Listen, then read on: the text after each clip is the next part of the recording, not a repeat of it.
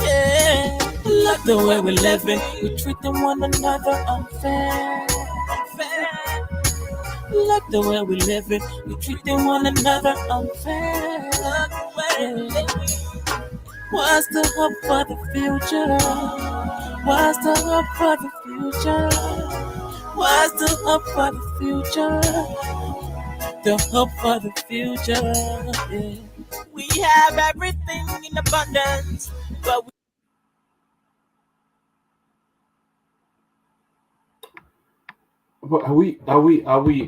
Are we back on air? Well, guys, certainly welcome to the closing acumen. We've been having some technical problem. That's why we were off. I'm not even sure we're back on or back on it. So, but welcome to the closing acumen. Today we're going to be having the lawmaker from Nima County, uh, Honorable Musa Hassan Ability. He will be our guest today. He'll be joining us. We saying that just yesterday, the lawmaker dedicated a beautiful bridge in his home and self-help project through his foundation, and that's a multi-million-dollar project we saw. And the lawmaker will be joining us today to talk about that self-help project and that gateway that he has created for his people.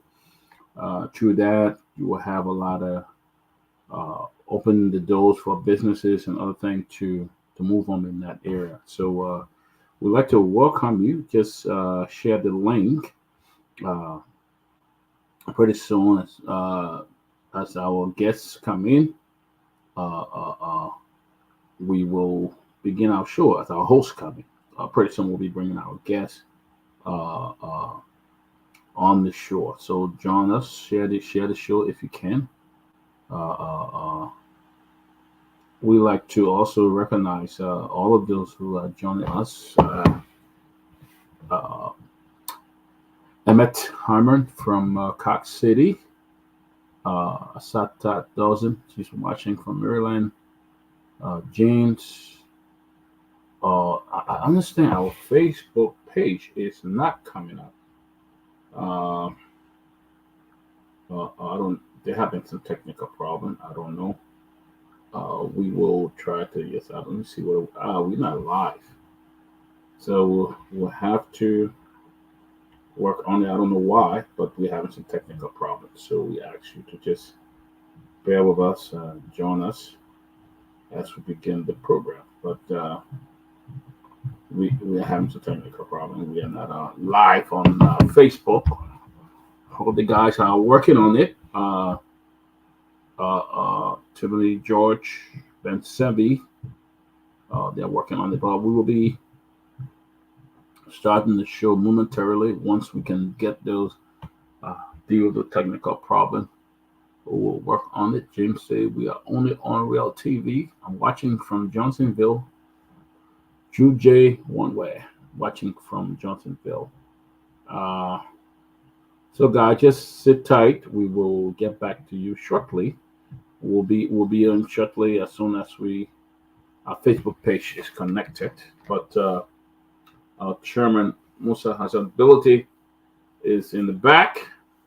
We'll bring him on, but our Facebook page is not going live. I don't know what the problem is, but the guys are working on it, and we will bring them to you. We'll get that to you shortly. But in the meantime, we'd like to welcome you, Edwin Kra. Welcome, Edwin. James Washington from Duper Road. Please share this. Share the link. Uh, some reason I don't know why, but we're gonna have a show. So the closing acumen is not live. Don't know what's going on.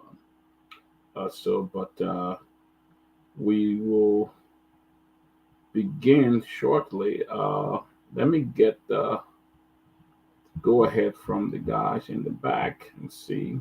And then we'll bring the chairman on shortly and we'll begin the show. But we're looking forward to a very healthy conversation with the lawmaker Honorable Hassan ability, the most powerful chairman, as we call him, already working in the interest of the Liberian. The chairman has called for an audit of the legislature. He has proposed that, and he's also working on the dual citizen bill for some amendment to that, so that Liberian born will have full right to the country and other immunities and all of that. The chairman's working on it, and that bill he has been working on. So we're looking forward to have that great conversation with Chairman Ability. We just want to make sure that uh, our Facebook is on, and then the chairman will join us. We'll bring him in shortly. He's in the back shortly. So we're looking forward to that. Uh, uh, uh, but if you're joining us or you're watching, he said, who said, somebody said they're watching from Facebook, Edwin Craft. He said he's watching. If you're watching from Facebook, just let us know. But Edwin Craft said he's watching from Facebook, so I don't know. But we want to just go ahead and start.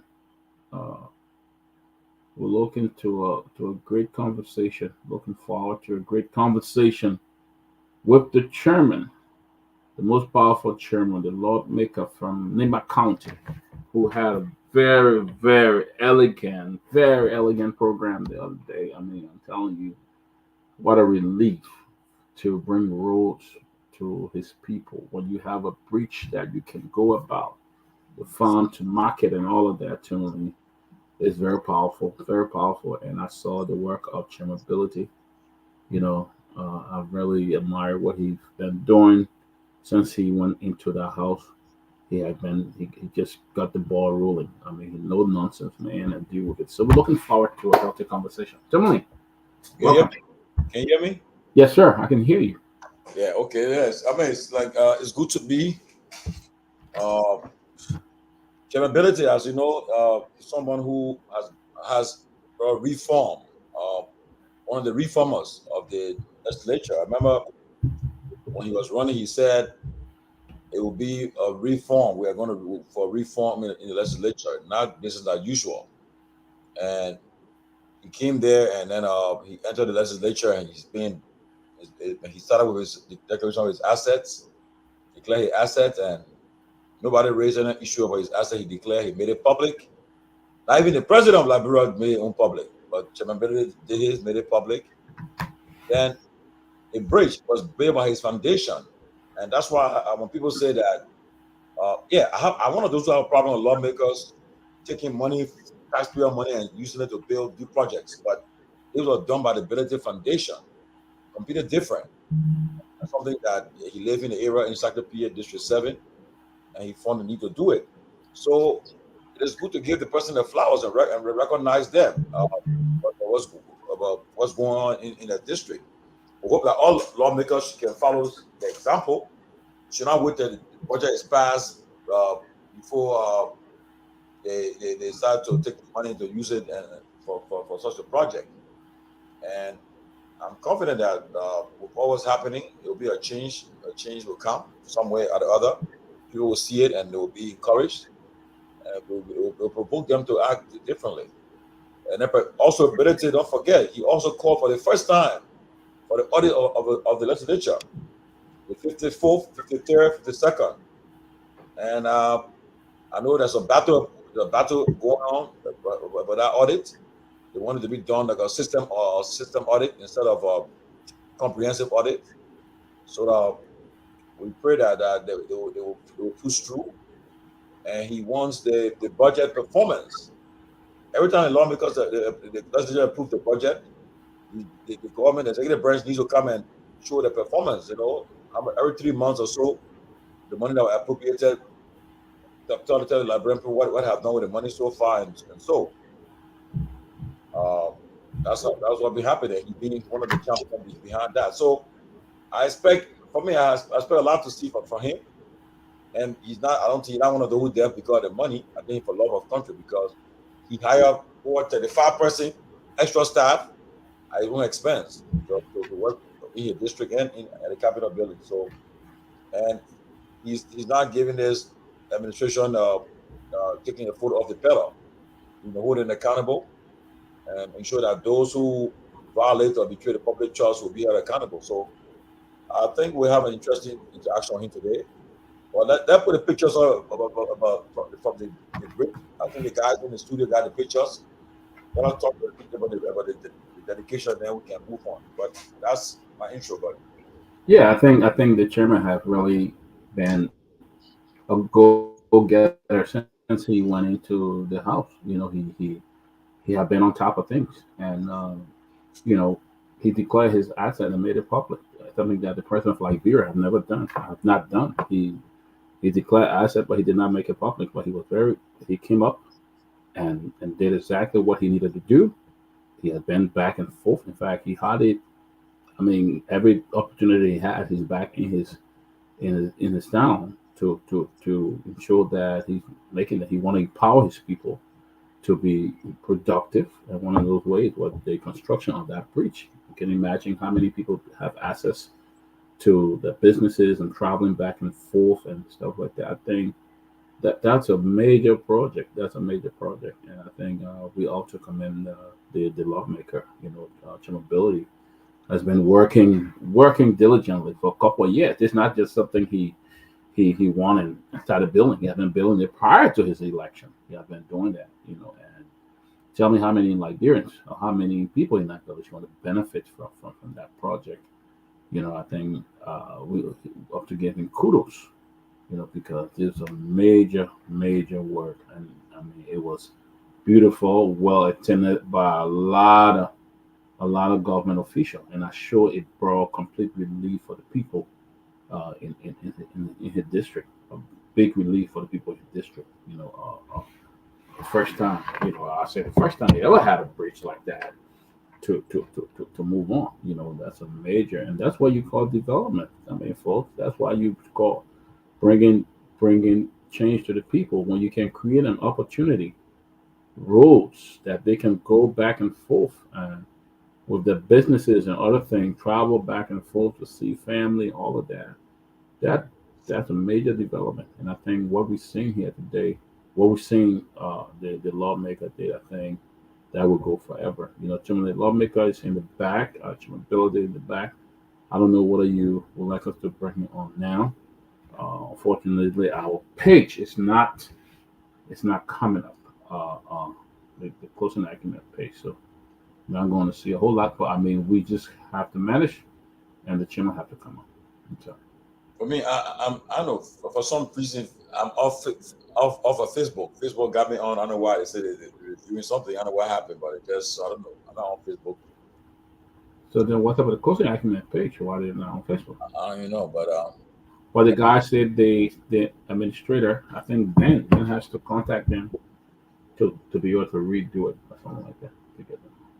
Yeah, but Chairman Ben. All right, but talk about welcome. Good to see you. Yeah, let's see. The vice president was there. He's from Nima County too, and there was Senator Prince Johnson. He's from Nima County as well. And yeah, it was a very beautiful, colorful program, and I believe the burdens of the people have been lifted. Especially with a breach. Normally, they will get in the canoe or something to go across the other side. Now they can walk freely. They can, I mean, that's a major development. That's a beautiful town. In fact, I drove through there one time, Sacre-Pied, actually. That's a beautiful place, beautiful land. And to have a bridge like that constructed for the people, man, I don't know. But, I mean, this man is just the representative. I don't know when he become a senator. He probably do bigger things. I want to see him one day get into that, because what he's doing now, bringing these changes to his country. But guys, it's so good to be here on this Wednesday editions of the Closing Argument. We're looking forward to speak with the representative of District number 4, Tomalin? Number 7. Number 7, Nima County. Chairman Representative Musa Hassan Ability. We're going to talk about the work of his foundation, the beautiful work that they did in constructing a whole breach for the people of his district, and the smile and the joy, the relief it has brought for them to travel back and forth. I mean, that's a significant development, and the town will soon be developed. Now you have roads, you have cars that could go in there, you have people that could walk or across. So there's a lot of development, and I can see the crowd. Look at the crowd. Look at how the people were so happy. I mean, you can see the joy, the smile in their faces for all of these. So we are looking forward to a great interview with the chairman. Toga, welcome. Toga, welcome. Calabu, welcome. Guys, Sister and George, you take over, man. Yeah, you guys can chime in quickly before we bring the representative in. You guys want to say anything before we bring it in? Toga and Kelebo. Who you bringing in? Representative Ability. Oh, okay. Oh, my owner is coming, and I may not stay long on the show. Bring him in so I can ask you questions quick. Toga, anything? you muted, Toga. Yeah, I think it's better you bring the guest in, the honorary representative, and we can roll our compliments and ask some questions, and we're able to move forward. Representative Musa Hassan Ability is our guest today. He's the head of the Ability Foundation, the representative for Nima County District 7, the chairman of the Liberty Party, the chairman of the House Committee on Security and Defense, in all these capacities. So we'll ask some questions, a lot of questions, but we'll talk about the bridge first. Let's talk the good news first. Representative, welcome to the closing argument again. You are no stranger here. We want to say congratulations again for the bridge, the Dam Mawin Memorial Bridge. And you tell what's about that name behind that bridge, and about the program was unique, well attended program. It was the ribbon was cut by the vice president. The speaker was also present. I saw your party former party, the CPP former vice tenor was also there. I saw former you had two former VPs candidates that were there before. Harry Singh Kanwe were also there. I saw Charlene Bromskin and so forth. I saw my papa Prince Johnson also there too. Only problem I have, I hope you didn't pray for your. I forget it. But welcome. Welcome to Ability. Welcome. You muted.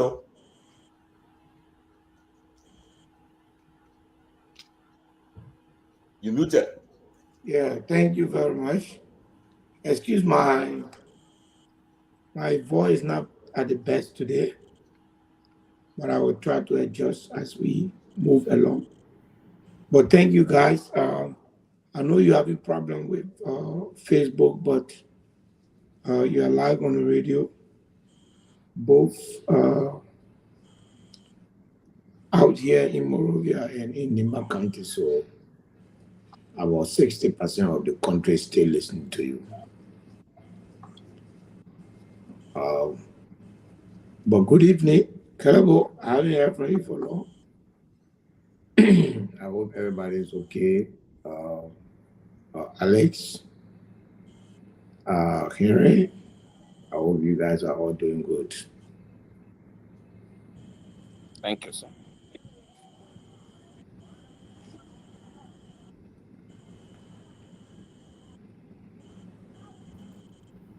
Thank you, Chairman. We hope you get your voice back. Drink some hot tea and some lime and all of that to get your voice back. We'd like to welcome you and welcome you to the closing acumen. A lot of viewers are watching us right now. But Chairman, I want to keep the ball rolling before too many comes in.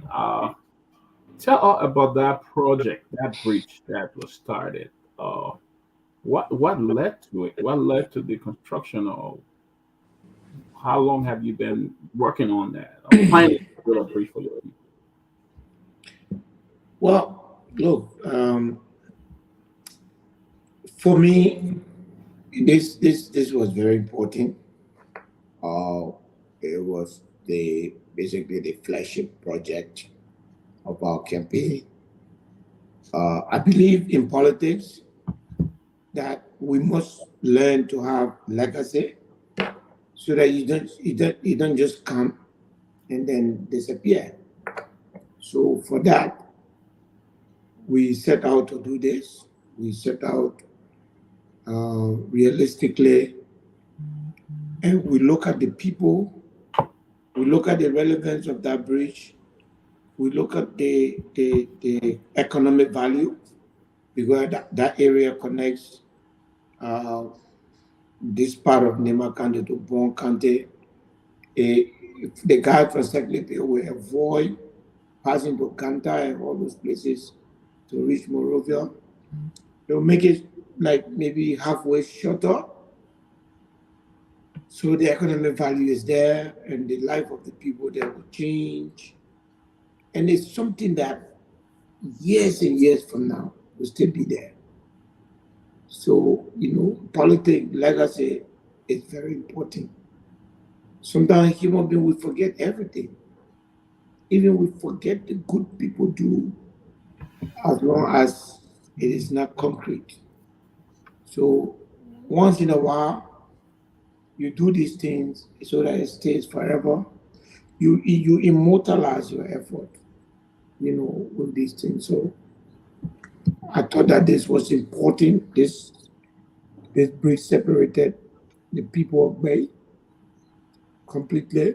It split them into half. And with this bridge, they've been fully connected now. And I think that brings joy to those people. It also, you know, brings a fulfillment to me. Dan Bowen uh,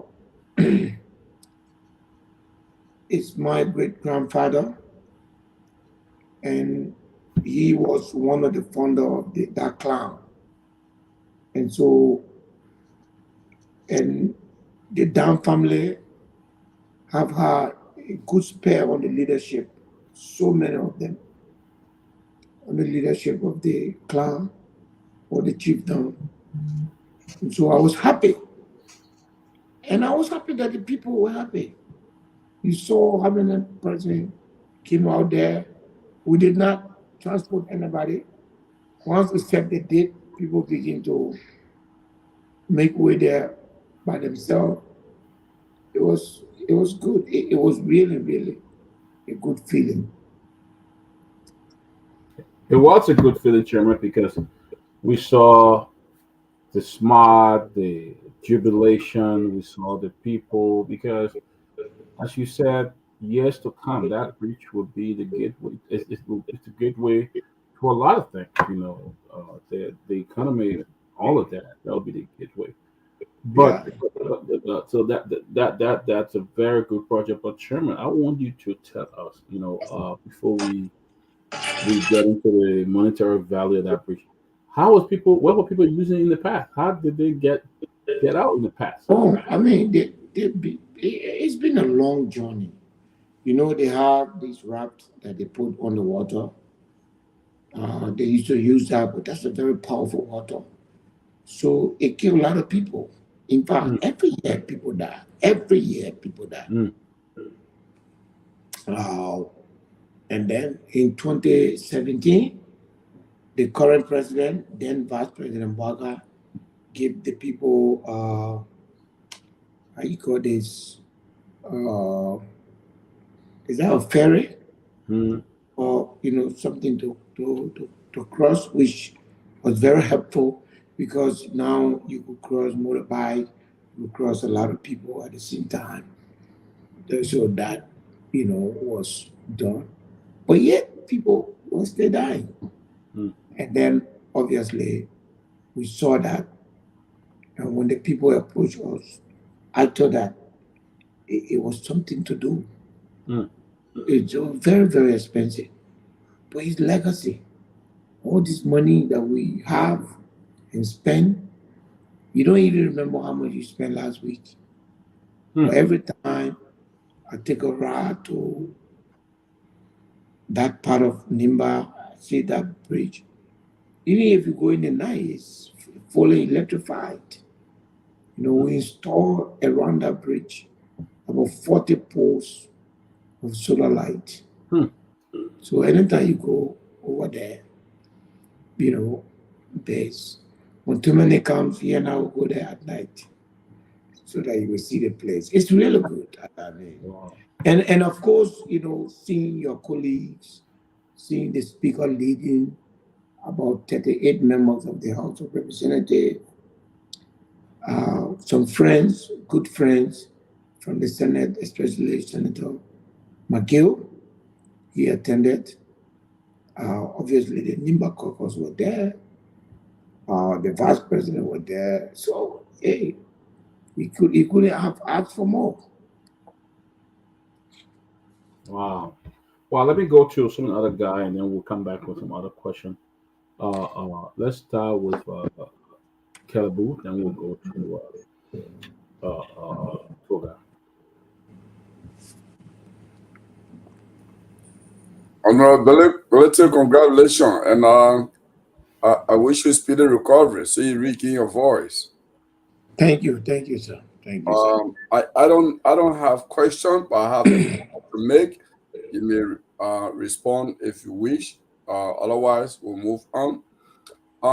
I mean, previously I said on the show and on FOL that when you're a candidate, I said Musa Ability is doing something that no other candidate has done in the history of the country since 1847.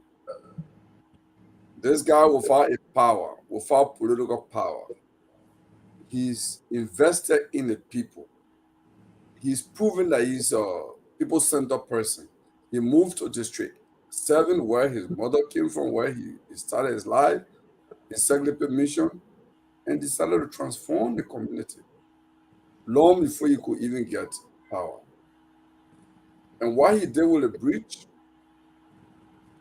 he saved so many lives because every year, Yah River get overflown, and that's people have to cross, and people live at this crossing point every year. St. John, those of us who come from around these two rivers, Yah River and St. John, we got history. If my mother comes from a town just next to St. John River, those crossing points, people get drowned every year. In fact, the owner has decided to even intervene in the Koipa area between Koipa and Lane 20. He's going to be saving so many lives when that project is completed. But one of the good things, I think Musa is showing an example to the people of Nimba. And I wish this subtle example he's showing, I hope the Nimba voters and Nimba politicians will recognize that honorability has never enjoyed the admiration and power that Prince Johnson and Jeremiah has enjoyed in the country for years. Yet, there is a man who has never had such widespread support in the country. He has come without government money. He has invested in the people. And in fact, planning to do more, planning to make District 7 of Nimba the most admirable of district in the entire Republic of Liberia. Whereas you have senators and the current vice president who have received government largesse for decades, have never done what he's doing. Kun has no mark anywhere in the country of building any bridge near what honorability has done. Prince Johnson has no mark beside building his personal property that he call PYJ Foundation or whatever. Those are his personal things. When he leaves power, he and family go sit down and enjoy it. Musa is doing things that are for public. The bridge is not, people not paying toll to cross the bridge. It is for the public. Musa will be gone, his family got no entitlement to that. He's showing the way. that public service is not about you reaching your family and becoming millionaire out of public. Rather, he's investing whatever he has in the public. For me, I think that example of leadership is what has captured my attention. And I hope other people in other parts of the country, even people in political leadership, will see that and say, you know what, this guy, without government investment, see what he's done to District 7, see what he's doing. In the very neighbor county, I hope all of elected officials will see it and say, we don't need to become millionaires out of public service. Can we reinvest in the community that will lead in the people? And that's the example Musa is showing. All over Nimba, it's a man. I would say he has no boundary on the district he leads. He goes beyond his district. For me, it is that subtle example. It is what is not said publicly about him. It is not what he. It is what he is not saying publicly is what I want to say publicly. That people who have the largest who are largest beneficiary of government largesse, government money, are not doing Nimba, he's doing it. And that's important to flag that out. Wow, that's a very powerful thing you just said. Maybe the chairman can respond to that. Yeah, Terrible, thank you always. And the fact of the matter is that you're one person who was very helpful during my campaign.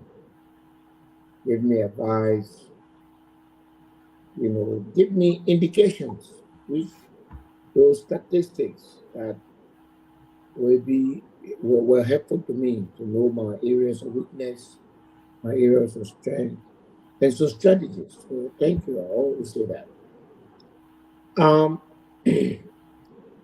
I have never seen government public service as a place where you should come and benefit.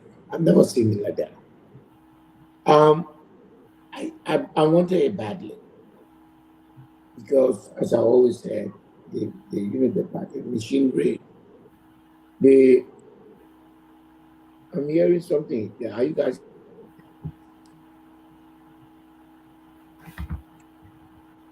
Okay.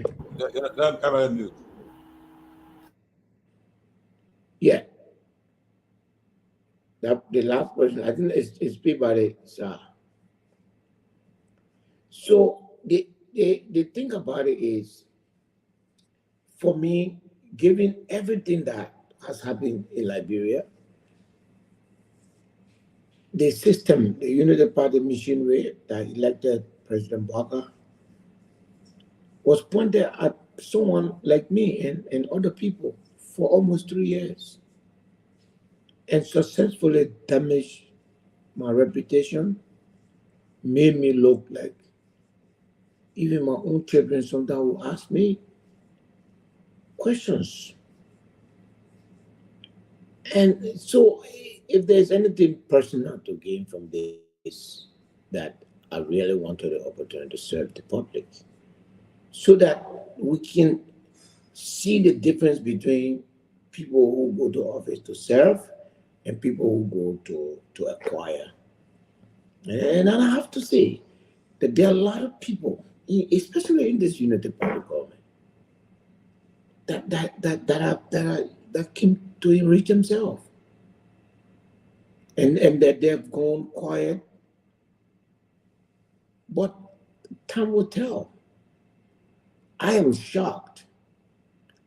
Utterly disturbed that a government that came on this mantra of transparency cannot join me to start cleaning the country up. Can I join me so that the legislature can get account for itself in the last two terms? It is very painful.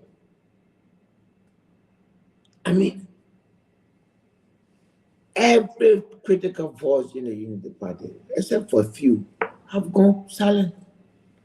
And what bothers me is like they don't even think that it means anything. They don't even think that the public misses their voices. Because yesterday, you were the critical voice. Yesterday, you were the guy who was telling, oh, it's not right to do so. Reconciling. So I'm here. I'm not perfect. I don't pretend to be. But I want to leave a mark. It's not everything I'll get. But I think I will make sure that the house is audited. It's not everything I'll get. But I think that I love the house. You know, one of the things that bother me more than anything is the fact that people can't even believe that I'm doing all of this and that I have no intention to in the immediate future go beyond the representative. People think that I'm going to run for senator or run for or president or vice president. But if you really want to do a good job, if you mean well for Liberia, those two houses are the same. I'm serious about that. I don't see the difference.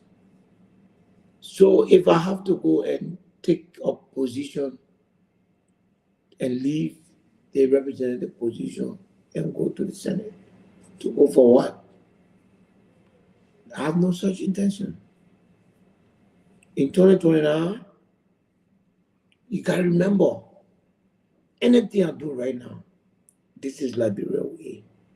If I want anything more than what I already have, every development that I carry on will be conceived to be this is exactly what Musa wanted. And I want to get rid of that notion.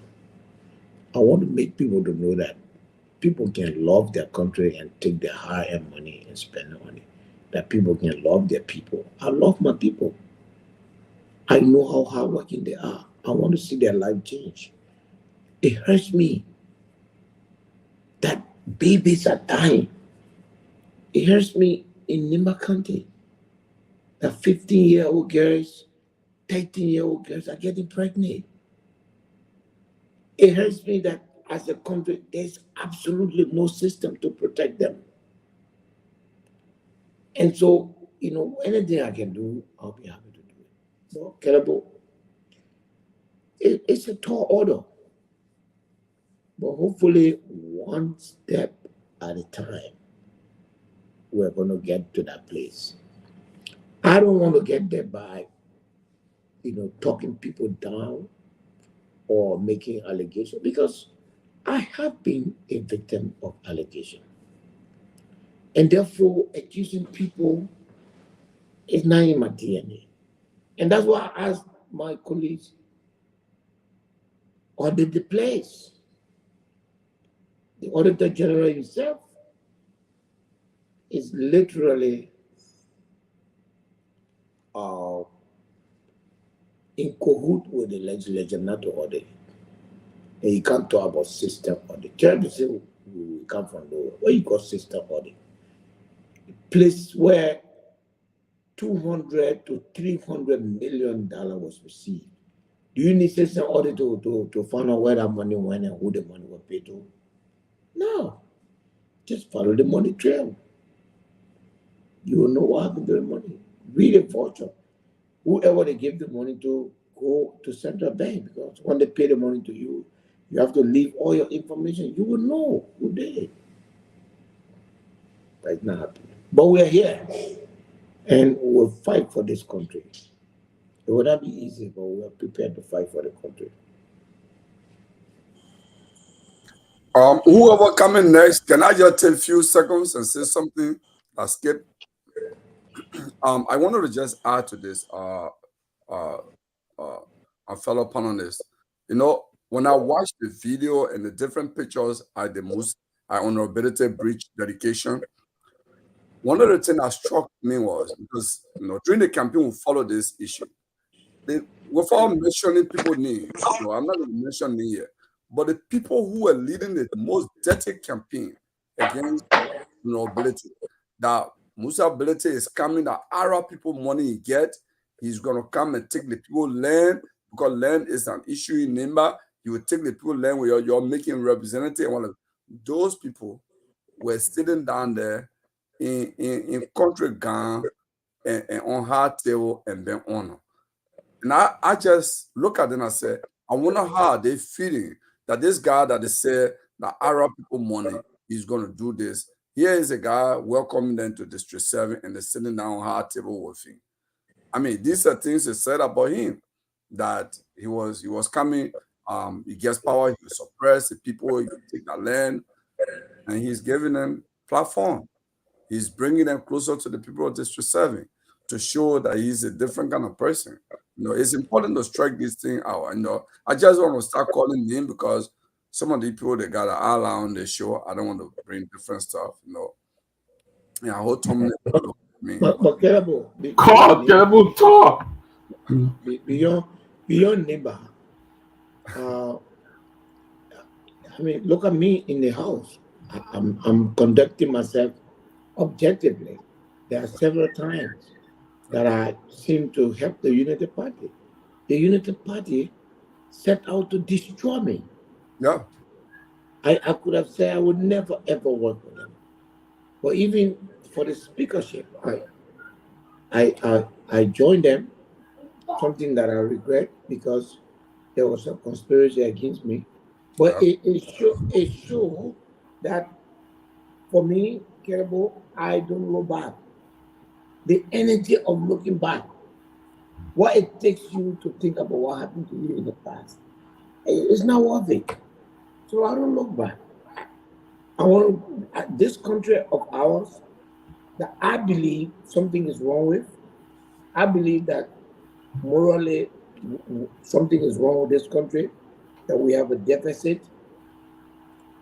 I think in my little corner, with my few steps, we can shine the light of good leadership.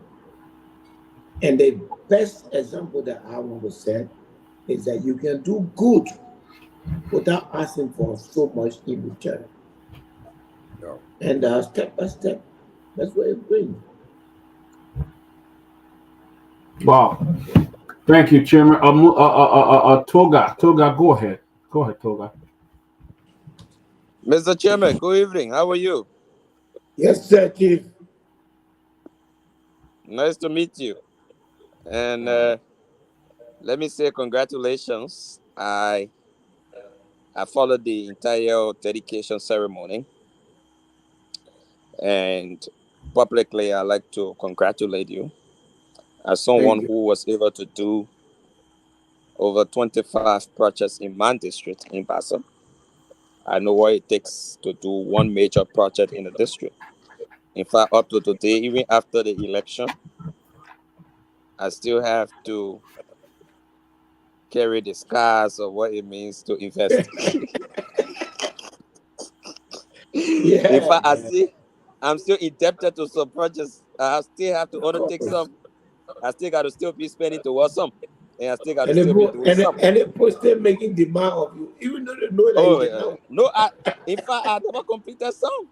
Oh, man. Yeah. I was constructing a Muslim school in Basel. That has not been completed. I have to fight to do that. That's going to be the first Muslim high school in my county. In the entire Grand Basel. So, yeah, I was doing that. So, I know what it means to do these sort of projects. So, I'd like to congratulate you on that mammoth achievement. But I listened to Senator Prince Johnson, for example, when he spoke, and I listened to him from the dedication of the mosques in Sanikole, and then on to your program. So I follow him closely. And in Sanikole, Senator Johnson was talking about how the people from the Mandingo tribe have not been able to get serious appointment in government in the Nima Belt. They've never been able to be made superintendents, commissioners, paramount chiefs, or you name it. Then he came onto your district, and he was almost telling the people, told you representative, but he was telling them, say, you need to welcome Musa Belete amongst you. Technically, maybe to me referring to you as not being one of them, and that the fact that you're doing a good job, you should be welcomed amongst them. I don't know, what do you make of that statement? You think the people of Nima have now welcomed you because of your tribe or so? Or do you enjoy the confidence of the people? That's my first issue. Well, first, I think it's a matter of context, and I believe that the context that the senator was speaking was to reiterate the stand against ethnicity. So I view that as a positive statement, but most importantly, I feel welcome. I mean, I am their representative. Um, I'm not talking about the vote of Wamba. The margin of my vote is equivalent to the highest vote won by anybody in that district. Okay? So the margin of my vote is equivalent to the highest vote won by anybody in that district before 2023 election. The winner of the 2017 election got a total of 4,042 votes. The two winners before them got much less. So I do believe that I have won the highest ever majority in that district since we resumed democracy in 2005. So I believe that I have the confidence of the people. And I believe that the senator's statement was to say, those of you who stay, don't welcome him. And there are people, Toga, there are only 24,000 people between this government and CDC government. Only less than one district. That's it. So, you want, and I feel welcome. When I go to programs, I feel the people, and I feel very comfortable, and I feel fulfilled. And so, any statement that is made. So like Senator Johnson said, you think the people of the Mandingo tribe have been ostracized in Nima? And I say this also to mean that even during the Ellen Johnson's administration, you were placed on a committee to work out modalities between the Mandingo tribe and other tribes over some land crisis.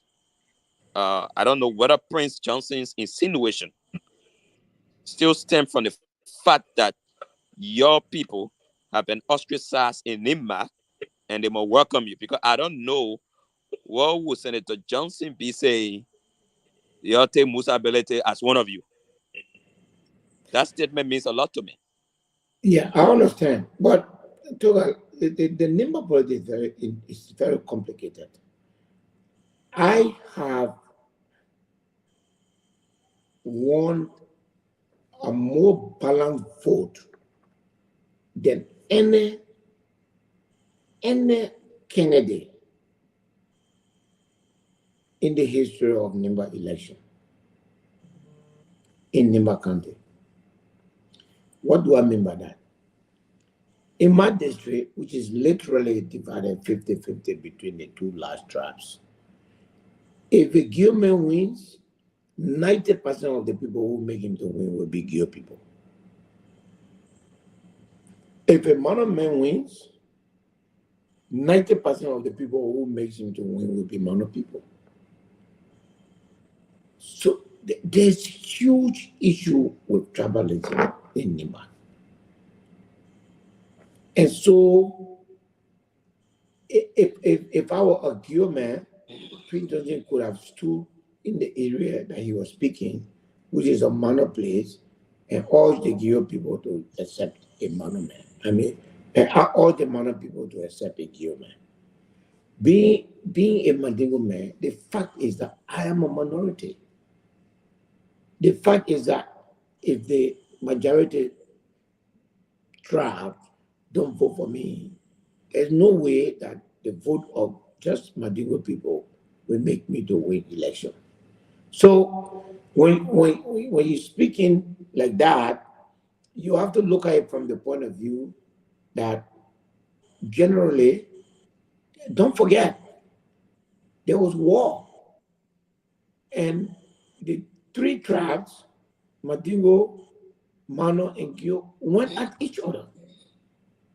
So I think, to the contrary, I think that the decision of this tribe, knowing especially the kind of election that was running, Alex, during the last 2 weeks of the election, there were people that were going around, some of the candidates, playing video in villages, showing Arab people bombing places, showing terrorist action, and even pointing at people in that video and say, this is Musa. So it was intense.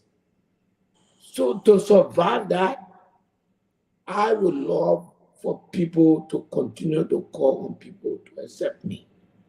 I recognize myself as a minority. And if you're a minority, you can only win an election by working hard, by continuing to work for the people. Because, like it is, you can be a good man, you don't have to do anything. Election time comes, you just show up, give vote for you. The same thing with monument. For me, I gotta work for my vote. I gotta work for my support. And I have to continue to do that. And I trust that as we do that, the way my country respond to things, then you become ingrained into the people. And then you begin to reap the benefit of your effort. Yes. So I know other people have to come in.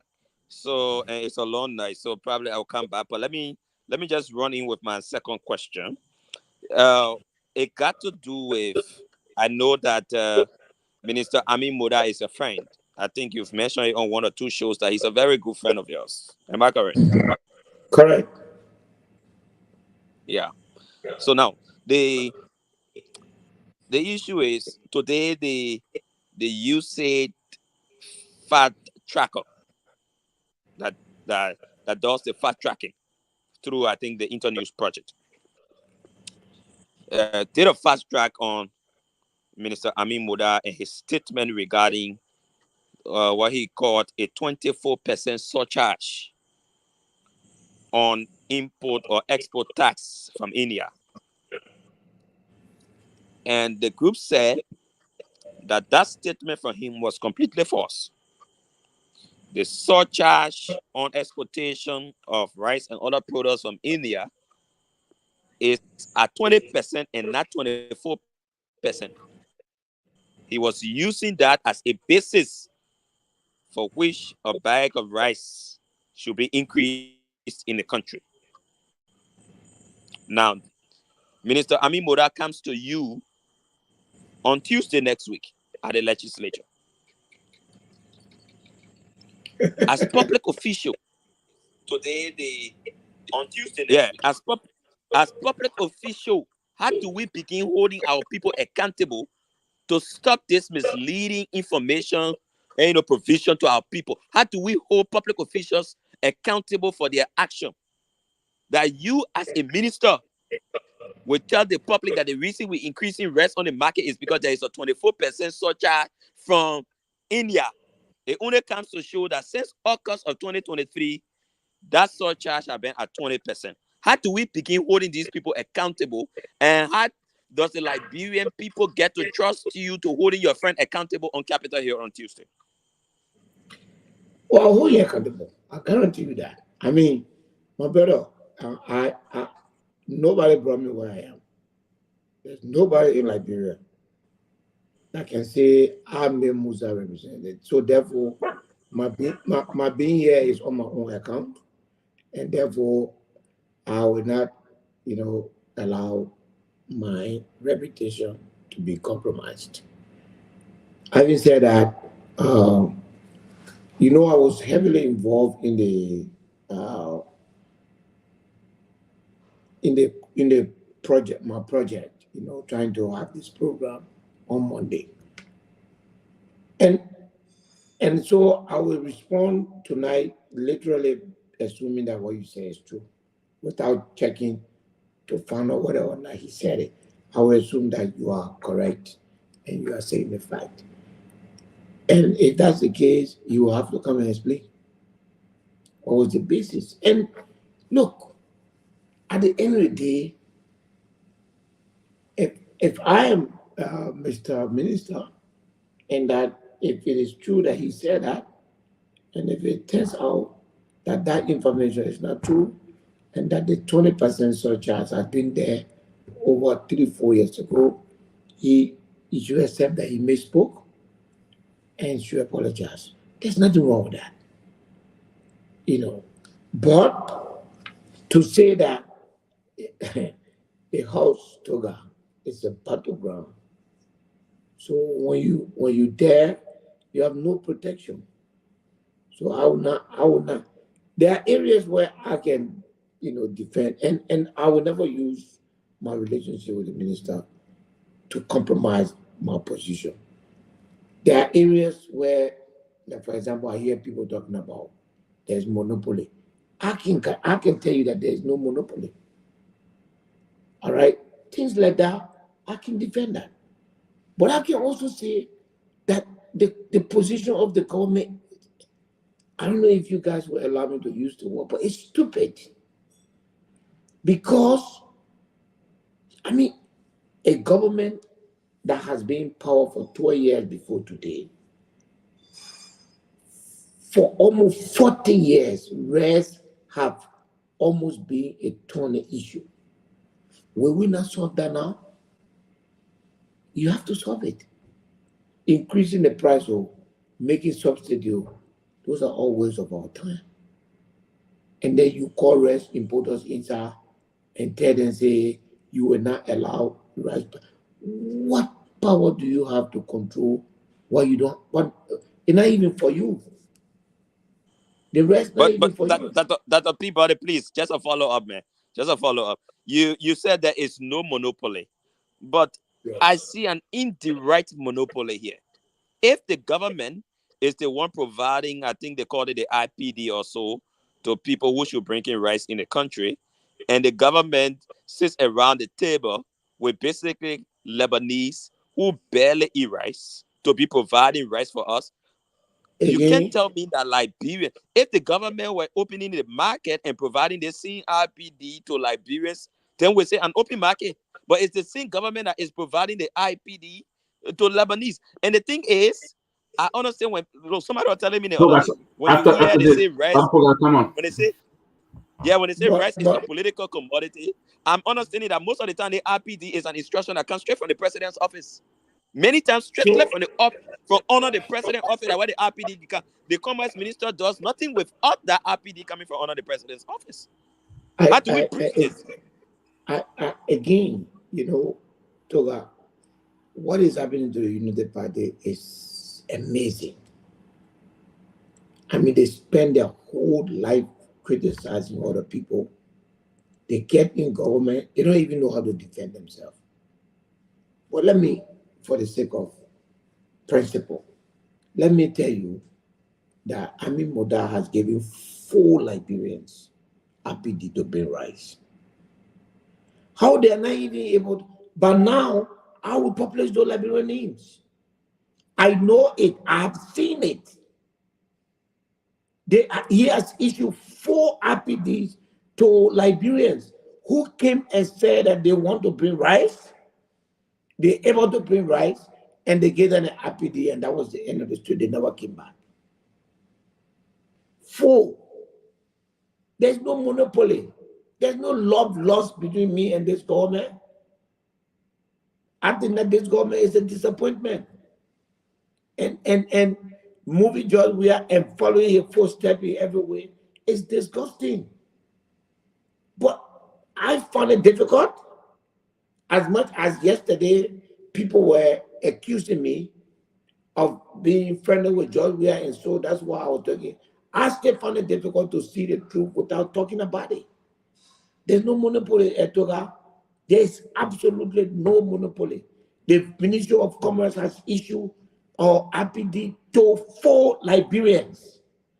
I am disappointed, and I will be in the house, and the minister will be compared to publish the name of those Liberians and publish the RPD. Because why is he not disclosing that? I don't know. Let me tell you what is wrong with rice that people don't know. Rice is not a petroleum product. If you have $2 million, you can bring petroleum product in the country. To bring 1 ship of rice, you need nothing less than 8 to 12 million United States dollars. There's no bank in the Republic of Liberia that is capable of doing that for anybody under the current circumstances. All of the people who are bringing those rice in the country get offshore financing facilities. You understand my point? Rice is very hard to bring. And that's why the president's decision, you know what has happened, right? Since the president told yesterday, the rice price has increased by at least $3 to $5. I have these women in my district. Oh, but excuse me, Chairman, I thought there's a press release that came out today from the Ministry of Commerce. To say what? The president, the rice prices have been reduced.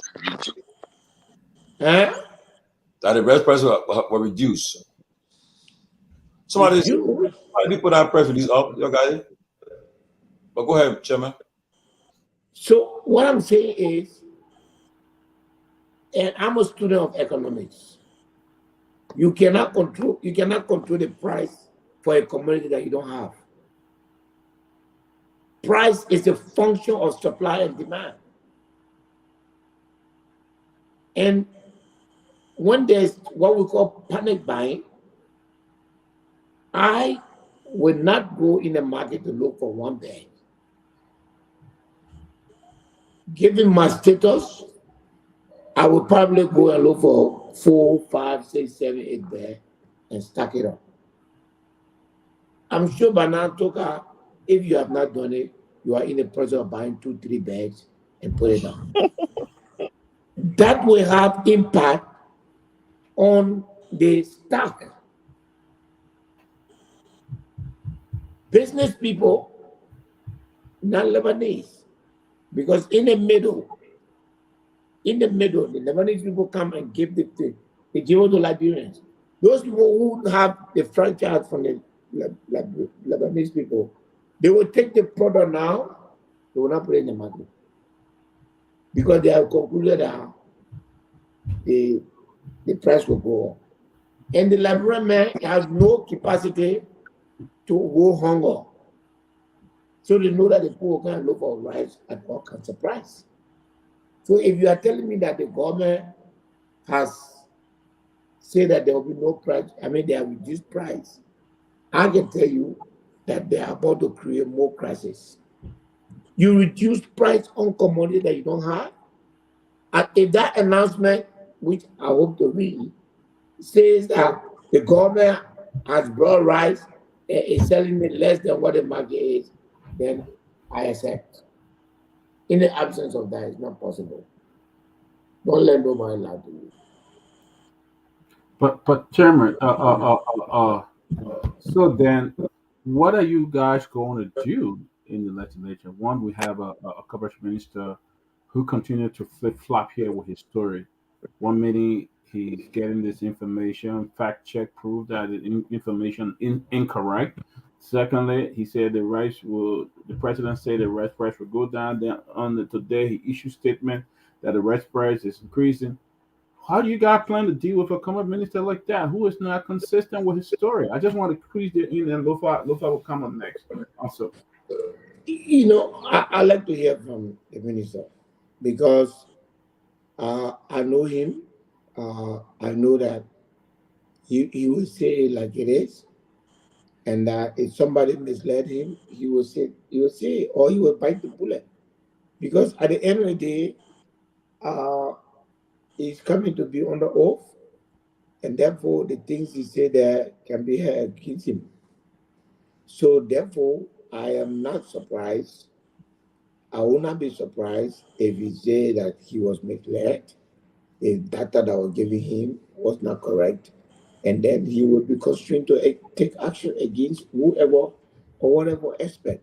Being the Minister of Commerce,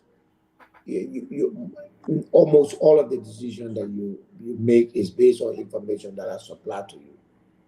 If the information that the verification that we are talking about happen, of course, the most honorable thing to do is to say, I am sorry, I apologize. Chairman, so Chairman, are you saying an apology would suffice for that? Then anybody else can mislead the country and come back again and say, I apologize. I don't think is that what you guys expect to get from him? Accountability and apology? no, No, not nothing, necessarily. nothing No, less than that. what I want to get from him is why there is no right, why the price is going up, and what is being done to stabilize the price. And that's what we want to hear from him. You know, uh, we are also assuming that those who are checking his facts are credible. I don't know those people, and those people are not government agencies for us to. So that just because it's from some you say it, so it's correct. This again, this is part of the problem that's wrong for us as a country. You know, I mean, just because the information is coming from you say, what kind of problem we get? So it's correct. Everything, I found that to be very offensive. I would like to ask the minister and Alex if he can send me that information so that he can respond to that. Because uh, uh, uh, if the minister says that the thing you say is true, then he will be in trouble. But if we need to check whether user is seeing the Yeah, truth. but if I'm Mr. Chairman, we put that document out here. We put that document out here even before you say was just trying to correlate what we said. I think that document is in our chat room. That since I think the 25th of August 2023, the surcharge has been around 20%. It was only I think yesterday that the minister said he had gone to 24% of what the government was increasing. What you said did was just to say it's true that what we said on the closing argument is correct. That's all. Okay. So I think the minister will answer to that. And thank you for the information. I assure you, I'm sure other colleagues of mine know, but if nobody asks the question, I will ask the question. I will not shoot the minister on that. Thank you. It is important that Well, great to be on, Chairman Peabody. Welcome to the closing argument again. By the way, congratulations on the bridge project. Great to see that for our people. I Chairman want to start. I want to start off with the last statement you just made. You said if it is, I mean, if it's found out that the minister statement was false, he will be in trouble. What sort of trouble are we speaking of when you say he will be in trouble? Because we've heard similar statement about other people who may have done worse, and we hear they will be in trouble. What sort of trouble are you speaking of? Can you just elaborate on that, if you would? Again, Julius, by the way, welcome. I haven't spoken to you for a while.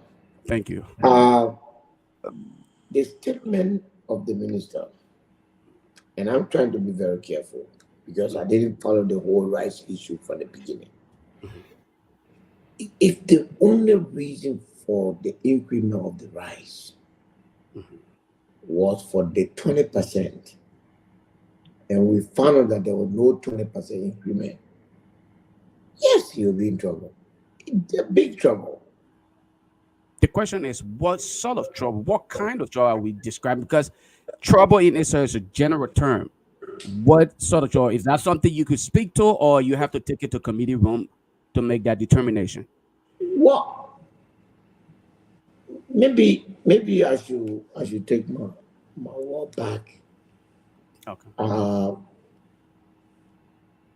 If the minister comment about the 20% was the only reason why the rice price was going up, then in the first place, then there's no need for this crisis, because it means that there's no need for increment.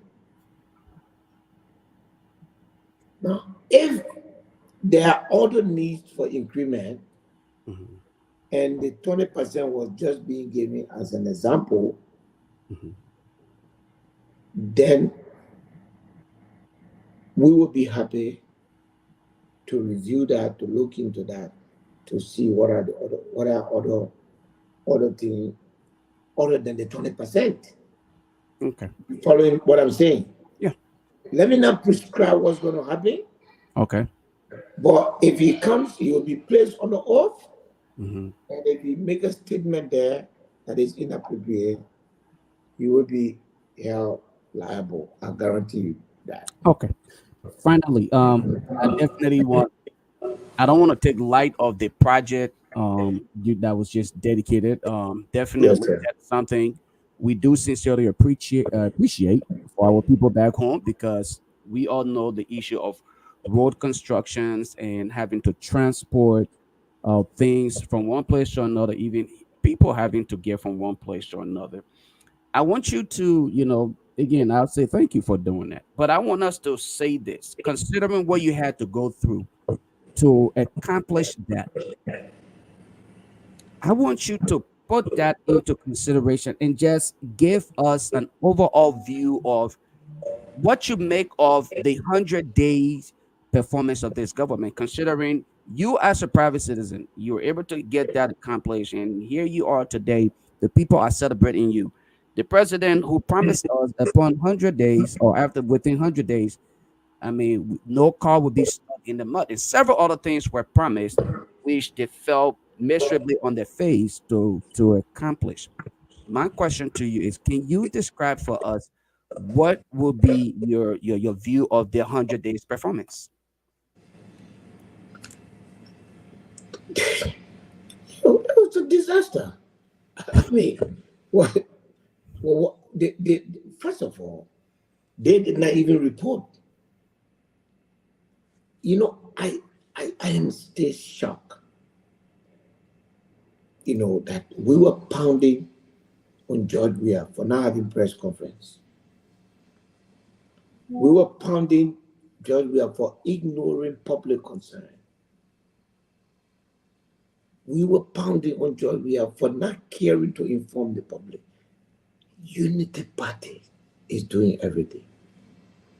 And what I've come to conclude is that this vicious circle of CDC Unity Party, if it doesn't stop, all the other good people in this country will fade away. And our country will be thrown into abyss. Because by now, this government, as a mark of transparency, should issue a 100-day report, show areas of improvement, what they achieved, reason why they did not achieve those areas. But to sit and just be posting picture of road, where that old road, or where that even some of the road in my district, nobody knows. Just take the road in the bush. You don't show no landmark to say, oh, the road is this way. It doesn't work like that. The ordinary person in the bush is still looking. The ordinary person in the bush still knows that their life has not changed. Even the budget, to have presented a budget that makes no difference in the life of the ordinary person. I was shocked. I'm still shocked. Because at the end of the day, my question is, what was all this about? There should have been some kind of revolutionary, change in the budget. The LRA commissioner said he can raise $1 billion. And again, it is out of fear of criticism. They never challenge themselves. When it came to the budget, they were never challenged. So, my brother, there was no 100 days. We keep moving. The day is counting. But where is the 100 days? Where? What was achieved? I mean, first of all, what was the goal? Did you ever see, besides the budget saying we want $22 million for, did you ever see a 100-day goal? But, some of us have not been in government, but we know what is management. If you set out the goal, you spread it out and put it out for the public to see. To say, from now on, I want, within this next day, I want to do this from here to here. There was no goal. So where we are now, there's no barometer to measure. What was the achievement? In fact, what was it about? 100 days to build how many kilometers of road? 100 days from where to where? Those were not set up. So it was just a scam. And we in the middle have to stand up to try to save our country.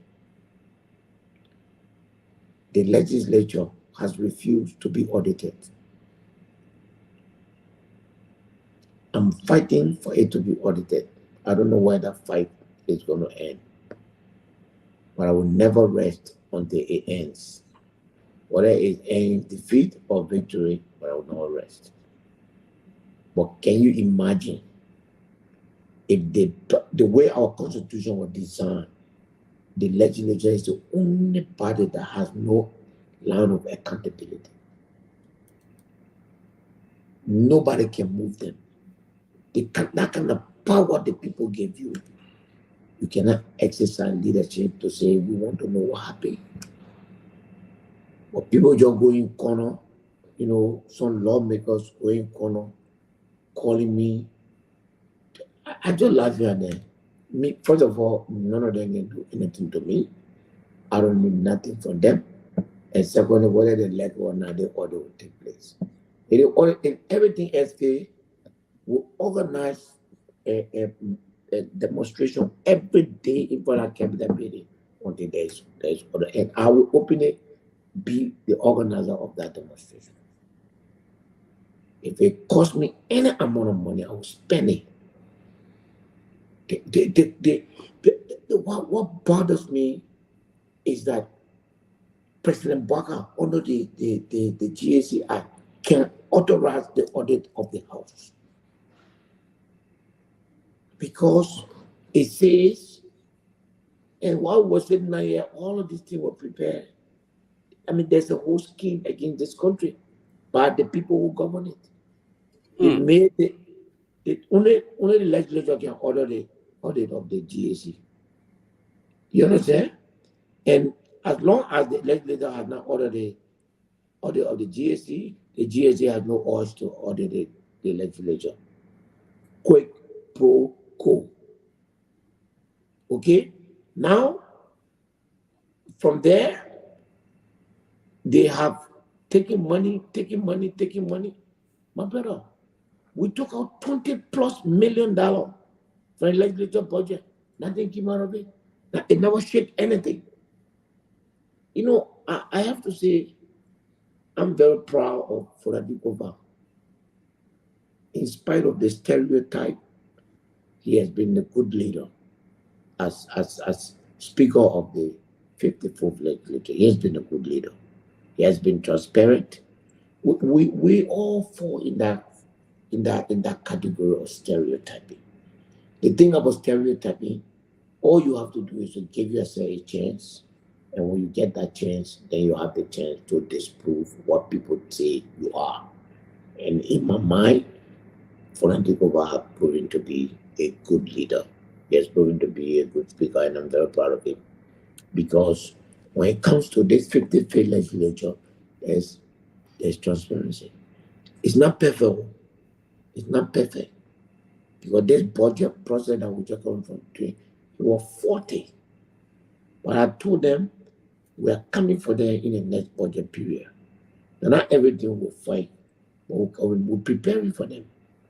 We'll deal with it. So, my brother, I'm sorry I'm talking too long, but there was no 100 days. Where you, if I will asking the question, I think we got a problem. You know, by the next 100 days, who said what? You also, did we see any 100 day that was published by Unity Party to say within 100 days this is what we'll do? Of course not. They may not have published it, but the expectation of people here. But I will stop there for now because of the amount of panelists on here. Tomalin, George, I guess you can call the next Yeah. person on. I want to say we are live on Facebook now, and also live on Hard FM and True FM live, and also in Nima and other counties. But And our YouTube channel. Even though I'm not on Facebook, I don't know what it do to me, but we'll figure out. You are in K. I don't know what I did, but we will bring Grace. Grace, come on. I mean, since you're the woman here, let's give you the opportunity to ask your question first. Then Robert, and then we're gonna make it. Yes. I always, most of the time, the only woman here. Hello, Honorable Ability. I want to congratulate you. I mean, I am so proud of you. You don't even know if I were in that, I'm going to put you on my back. I am so proud of you. Yes, I'm so proud. Quick. When I come, I will put you. I will be there soon. Don't worry. I will put you on my back. But I am so proud of you for what you have accomplished for Liberia first, and for your district, and for the people of Nima County. And the reason why I really in touch with this thing is that because a lot of other people have served in the government, and we should just get in that position. They stole some good money, but they were never able to do anything substantial for the country, even with the small money, the money that they stole. But you just came on a clear blue sky. You were not even hope you were hoping to win, but you never knew if you would win, and you still carry on that project because you wanted to do it for country. And the patriotism in that and the passion for the country, I'm really proud of you for that. And I will continue to tell you thank you always, because I look at the pictures, I was like, oh my God, look what the man has done. How many Liberians have their mind, even if they win lottery, to go down there and even do that for country? They will not want to do it. So I want to thank you. I am impressed, and I thank you for improving the lives of our people, because that alone is an improvement for the lives of our people. So congratulations on your work. Nobody can take that away from you. You earned that stuff. You gotta be proud of yourself for it. Yeah, you gotta be proud of yourself. You know, I told you on my back for that one. Then I also told you on my back for that bill you won't pass about, the Liberians to have equal rights and stuff like that in the country, to be able to work along with our people at home, and the people have put hands together to build the country, which is the best thing to do. Yeah. And so thank you so very much. And my first, I finished utilizing my first question, right? Because I love question, that's a statement. Thanks, Grace. Your voice is critical, so praise is coming from you. I know. So I feel special. Thank you.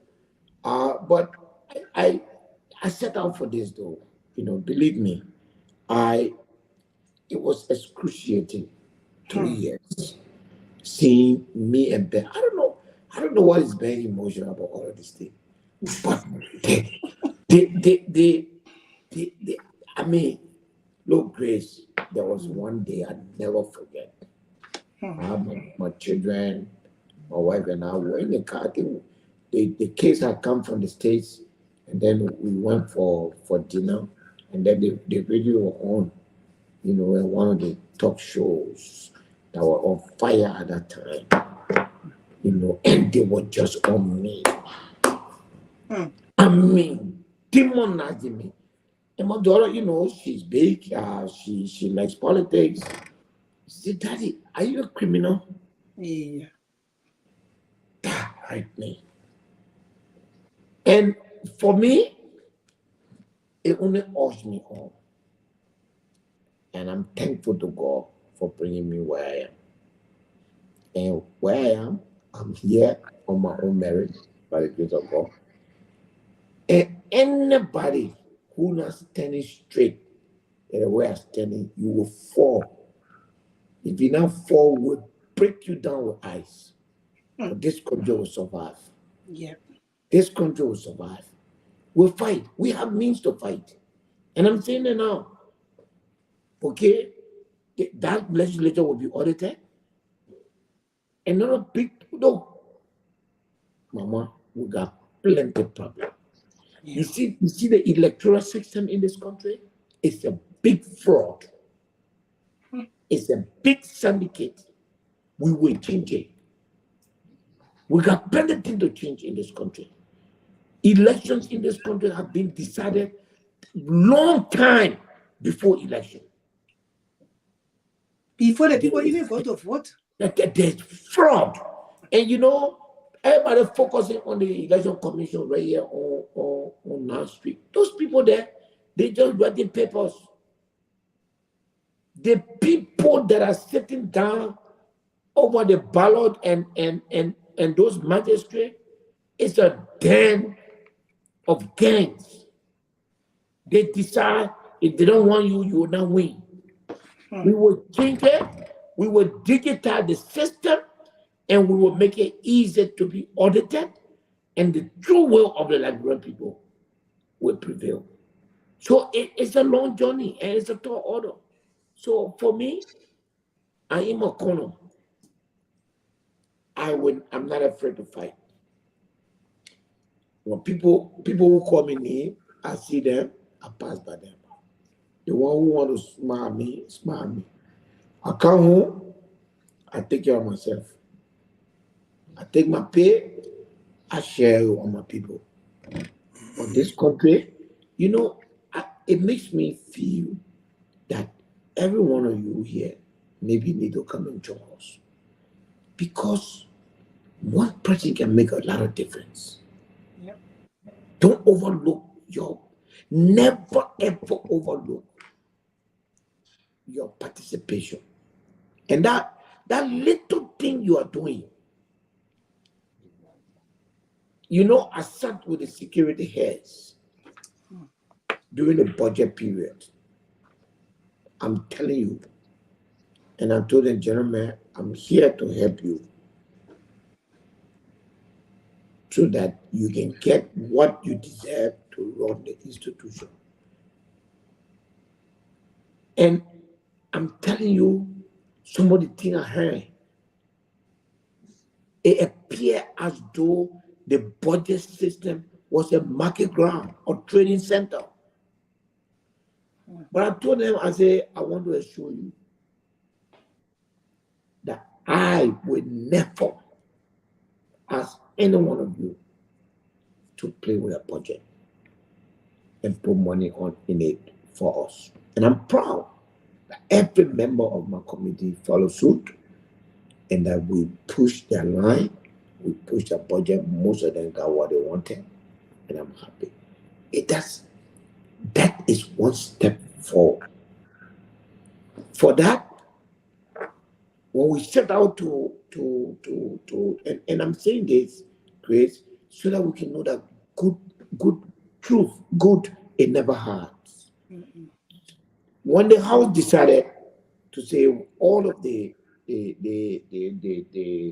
mining concession, the MDAs, we need to put a credible committee together to review it and bring it to the House to make sure that we take appropriate action. The speaker chose me. And the speaker decision got overwhelming. absolutely overwhelming, no objection from the floor.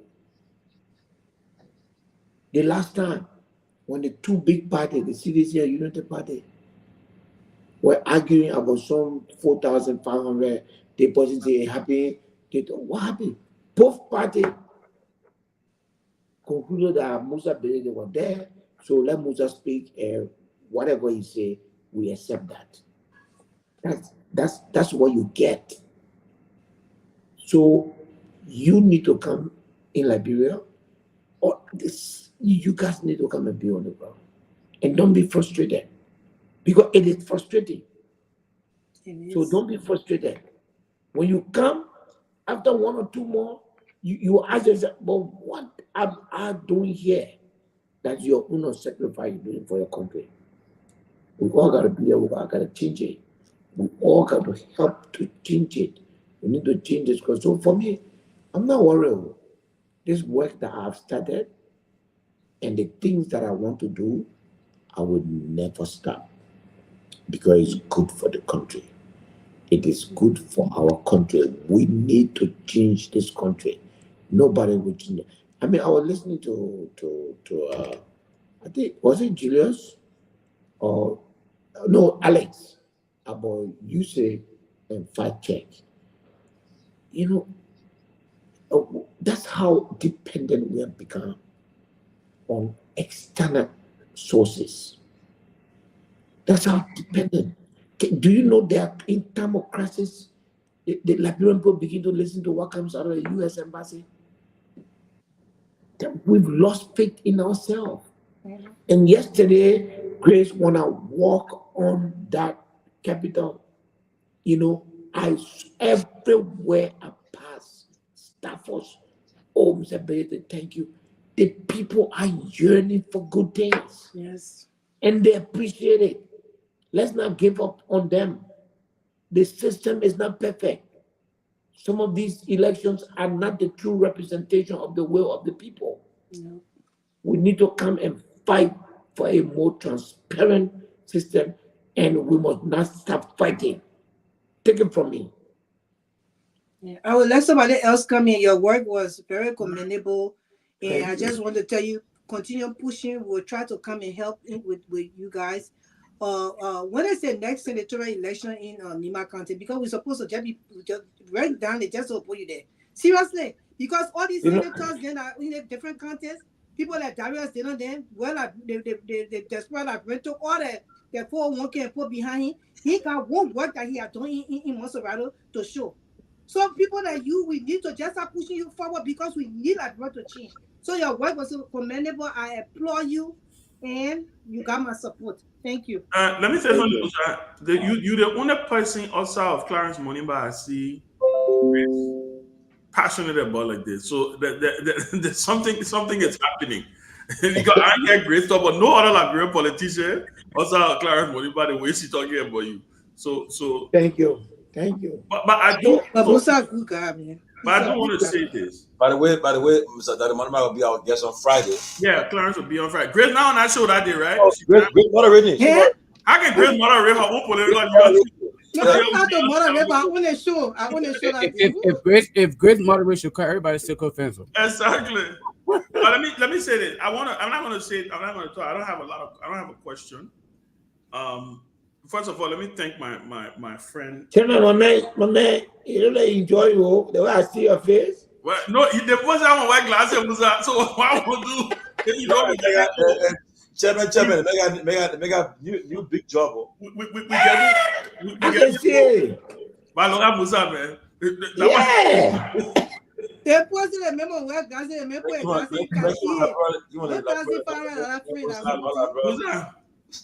But Musa, let me say this to you.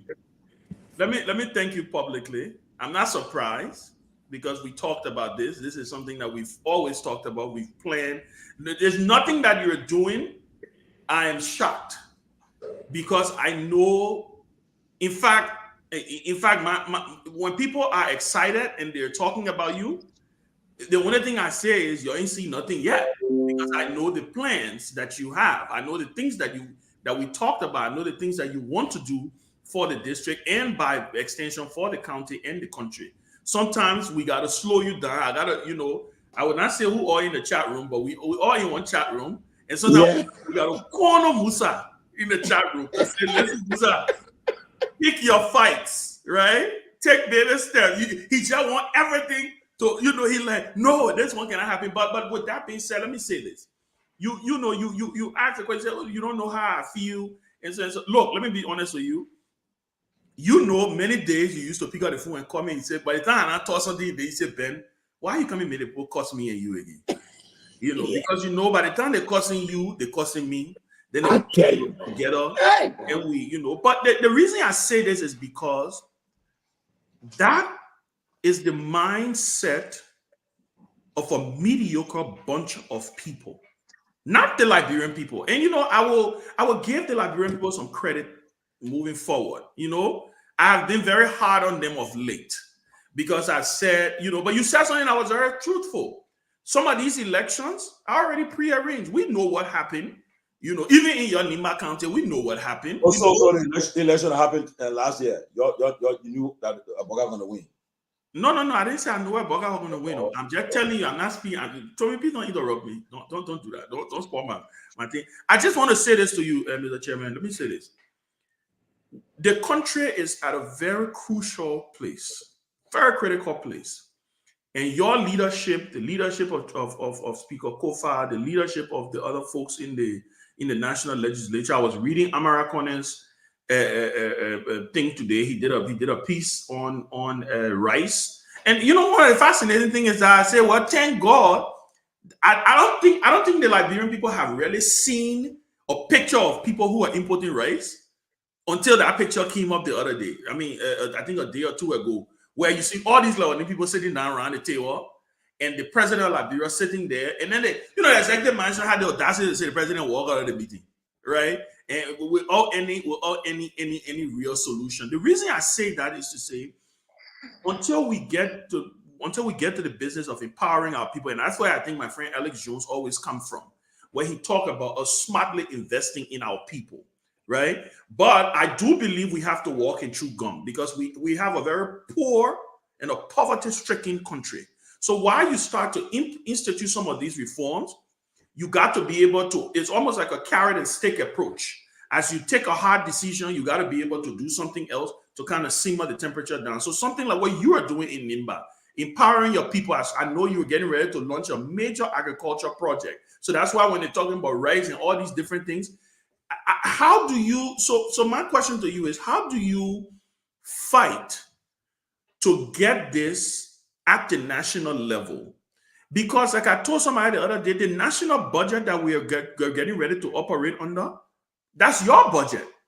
That's not Joe Burger budget. Joe Burger budget he sent to you was totally different. It was your budget, the national legislature that reworked the entire national budget for more money, provided more money for public sector investment, provided more money for education, provided more money for health. The rescue team budget actually cut money from some of these places. It took the leadership of the national legislature to rework the entire budget. My thing to you is the next budget that is coming up. First of all, are you guys going to be demanding budget performance reports? Second, the next budget that's coming up, how do you intend to fight? And what kind of fighter are we going to see to make sure that constituencies really benefit from the national budget? Well, Ben, first on the budget, I have to say that the speaker was very, very nice to the executive. Honestly, I have to say, he did a lot of bending back over for them. I as a leader of the House and the legislature as a whole, sometimes when your leader makes gesture, you have to allow him to be the leader. Mm-hmm. So we gave the speaker those deference, but we put him on notice. Mm-hmm. I would not do that again. What bothers me, and on principle, Ben, the budget is the government. Whether you like it or not, the budget is the government. that the rescue mission or rescue whatever provided a budget that Joe government budget was better than was mind blowing. Mm-hmm. I'm not speaking from my head. I have the budget. Nimba County. The budget that was given to Nimba County by the rescue team was 500,000 less.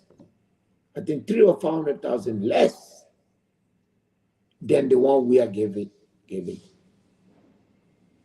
I, along with all of the members of the Nimba Legislative Caucus on the HORSA, had to go to the speaker and stood over him and said, this can happen to us.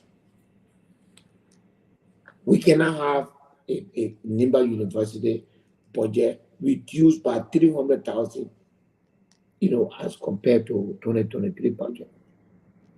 And so we demanded increment. That's how it went up from, I think, 1.5 to 2 million. I mean, Ben, do you know what that means? The ordinary people that voted for you in the party say our life will change. And they just told them, wait for next year. This year, forget it. So for me, the next year is going to be the toughest part. We're in March.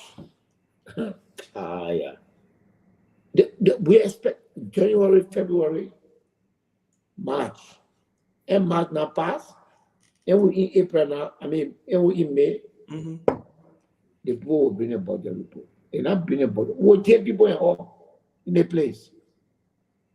Because if you don't bring that report, you are obstructing legislative function. True. You'll be here in contempt and thrown into jail. You understand? Look, we would not allow anybody to stop it. The LRA will tell us how much they collected. The central bank will tell us how much they dispersed. The function of the legislature it will not be easy. The country got to move on. So far, I've been seeing report in my office. I have problem with it because it comes in like sectors. It's not my job to collect government executive report. So the other day, I informed them. I said, you send all these things back for here. You go to Ministry of Justice and let them bring the report as a body.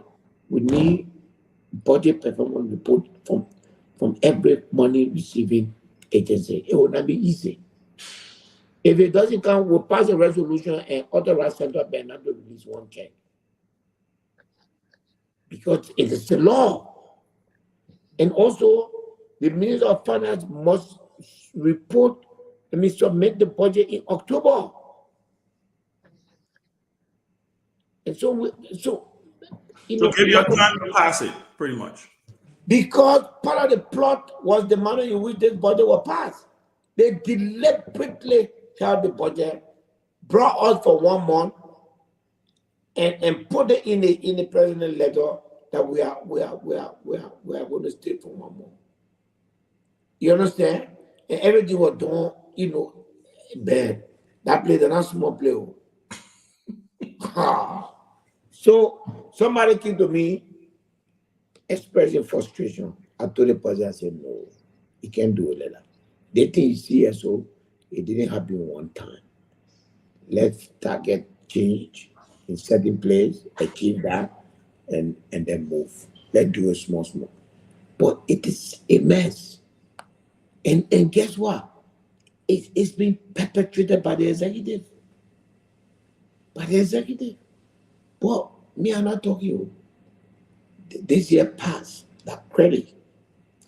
Next year, you will see that budget, that war coming. Because we would not allow the people to treat us the way they treated us the last time. And the budget performance thing is July, January, February, even again, the money we passed, which I voted against, and the decision was that money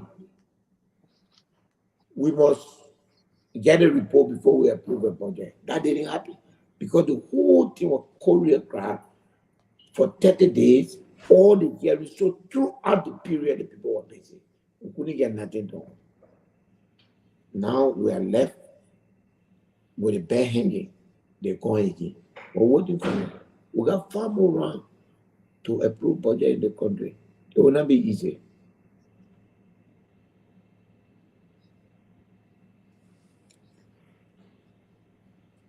How about Gagwa? Thank you, Tomalin. I know we have a lot of people on, so to kind of fast forward the conversation, if we can just condense it, that would be really, really great. It's almost 7 o'clock. But Representative Ability, it's nice seeing you again.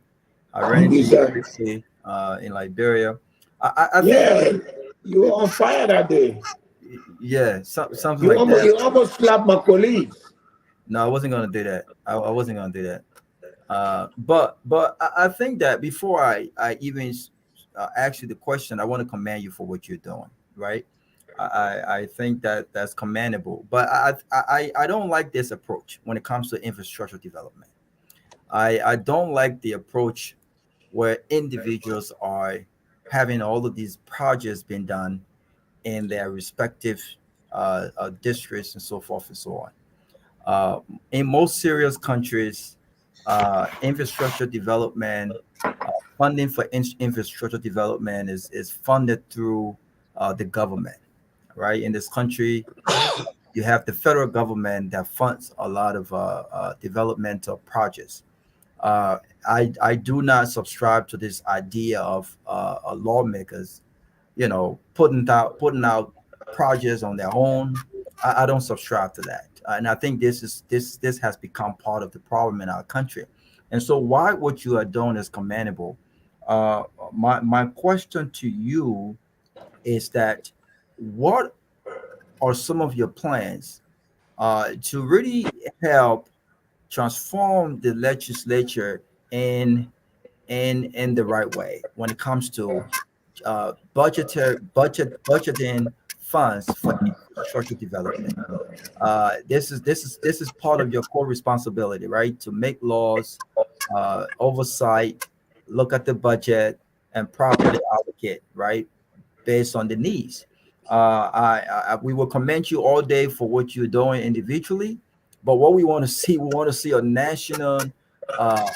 national budget with regards to the investment in infrastructure development in our country. We don't want to see bridges being built in your district. We don't want to see bridges being built in individual district. This is not how development is done. So, what are you doing to take this idea that you have, to take this passion that you have with regards to development and empowering your people to make this national? What are you doing with regards to that? Robert, let me first totally disagree with you on your first point. By definition, you are basically saying that I should wait and see young girls, young boys die in the water every year. Every year, while I wait for government. Liberia is almost 170 something years. That water in that area and the town behind it there, it's been there for over almost 200 or whatever years. If I have to wait, President Baka was elected by the people. It is President Baka who gave the ferry that are moving in the people on that bridge. The people voted for him. He made a budget that have absolutely no consideration for those people. For that bridge, how they survive, what they do. But they also voted for me. And by definition, every time I come to capital bidding, I fight for that bridge to be put on the budget. And I don't succeed, I should leave it. Government doesn't function that way. Our democracy is built in a way that where I work, I have 72 people to talk to so that I can pass my idea. Sometimes they say yes, sometimes they say no. They are competing priorities. The America that you live in there, 90% of the things that are done in the counties, in the states, are initiative of the states, are initiative of the county. The federal government is always the big eyes. We do not even have a system. In literal term, we don't even have a government.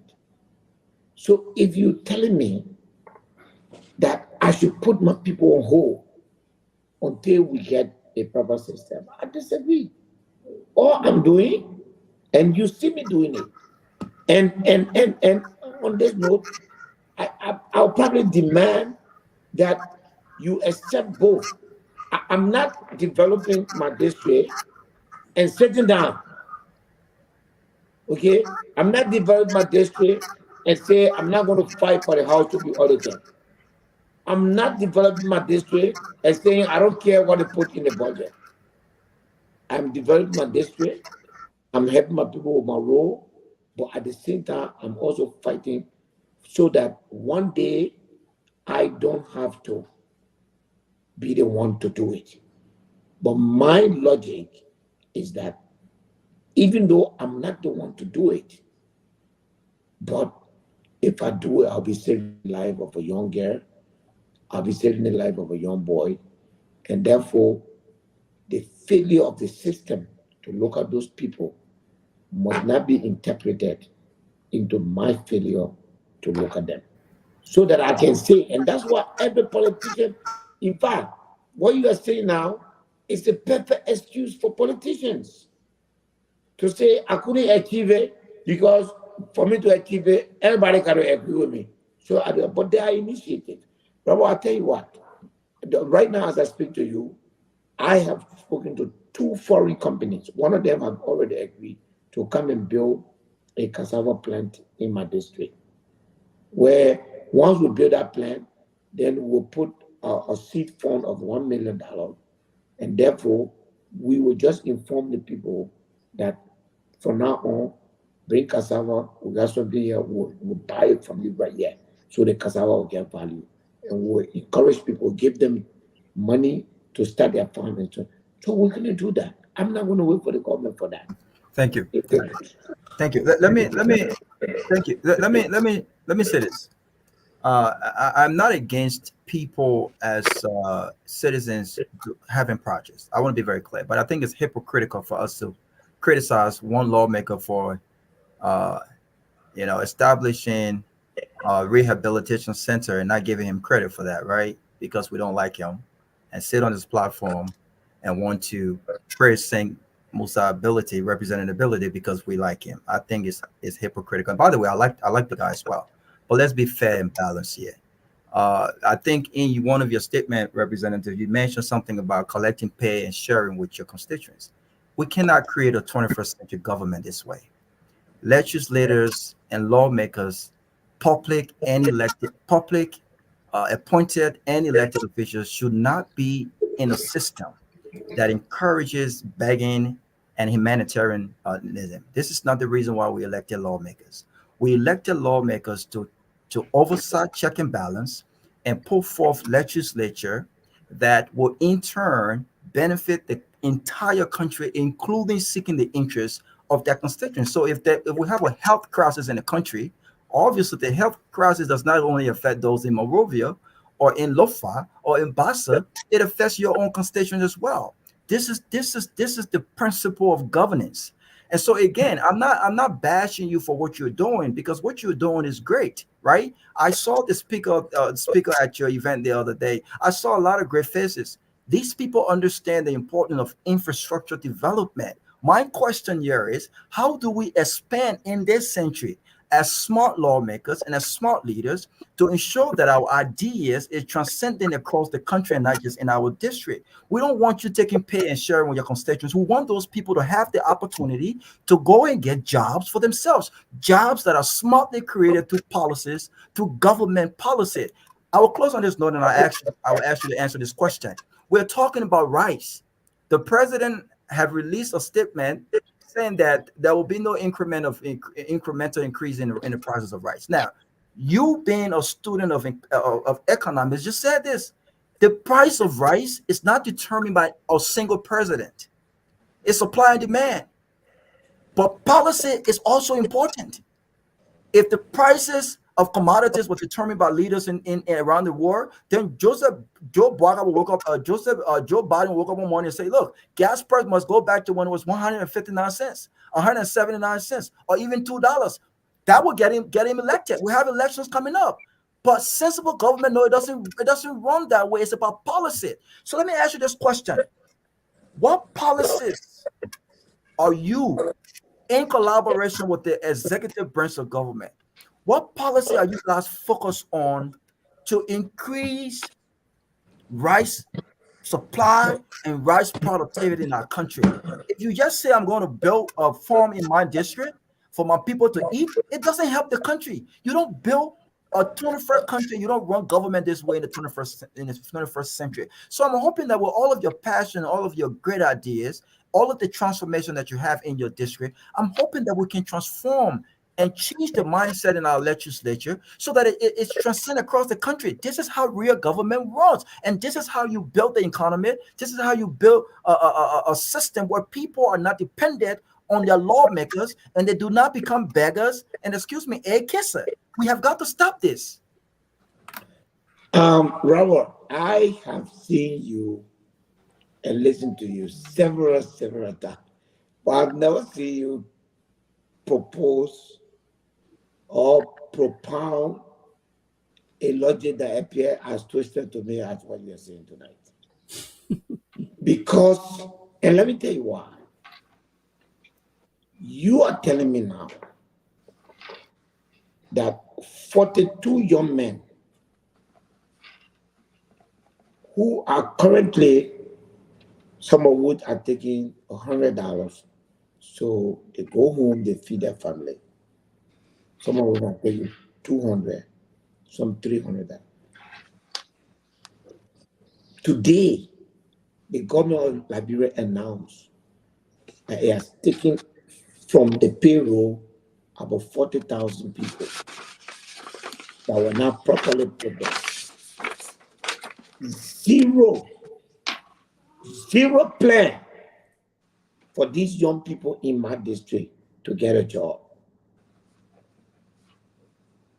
Zero.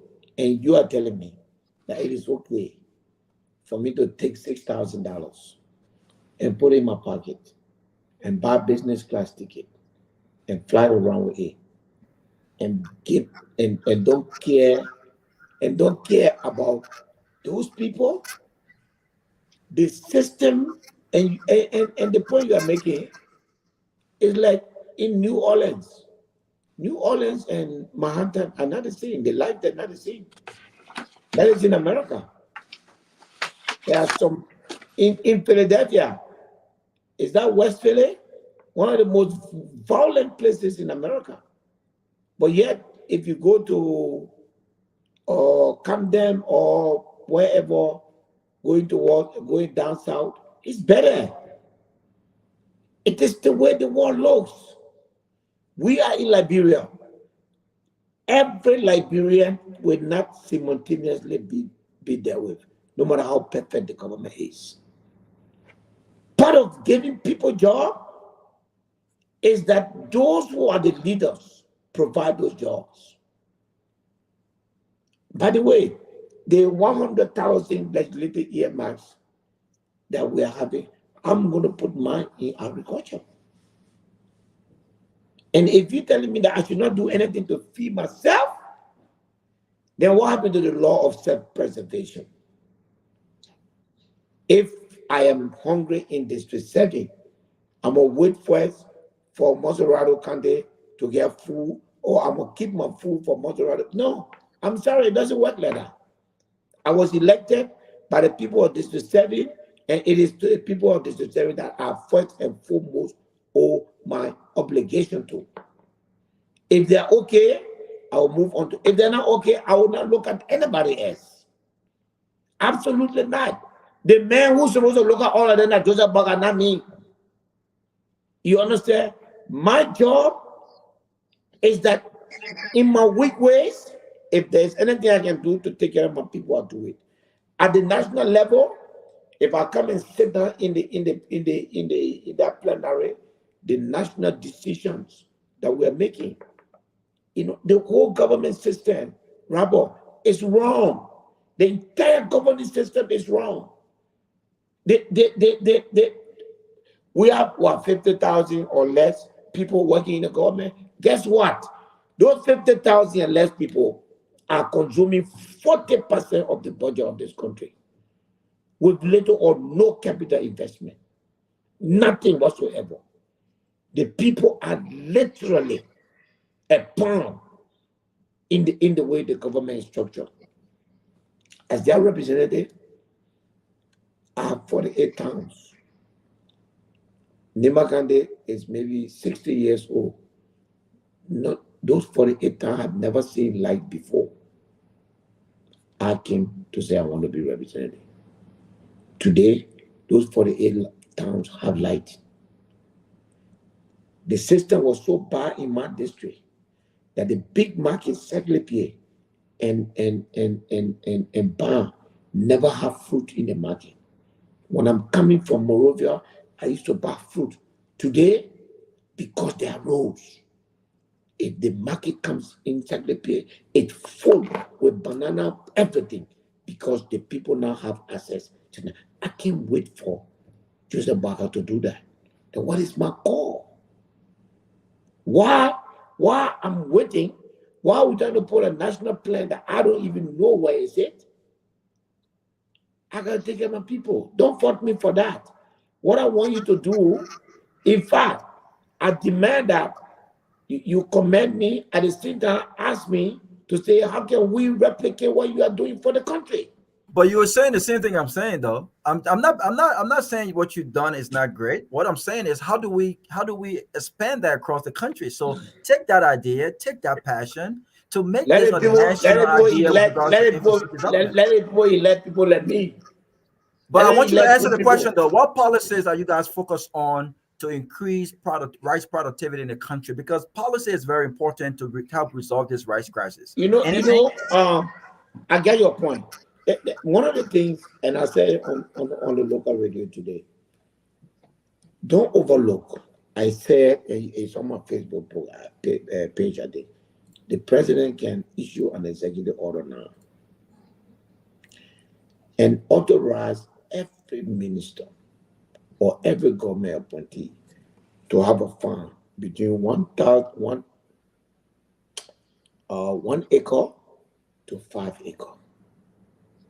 Cabinet minister 5 acre, and the lowest ranking officer 1 acre. If you put 30 people on that farm and you make rice that 100 people can eat, subtract everything that you get from there. It rice, like you said, as a matter of economy, farm is not just the thing that the farm produces. If I'm as a representative, if you tell me to make farm, that means I'm going to employ people. Today, I send 1,600 to my farm because people working there. And as they work, I have to pay them. Yesterday, the man informed me that what the people have done, I have to pay. Those people, I have right now, I think about 100 and something people working in my farm. They are getting paid. So it's not just the outcome.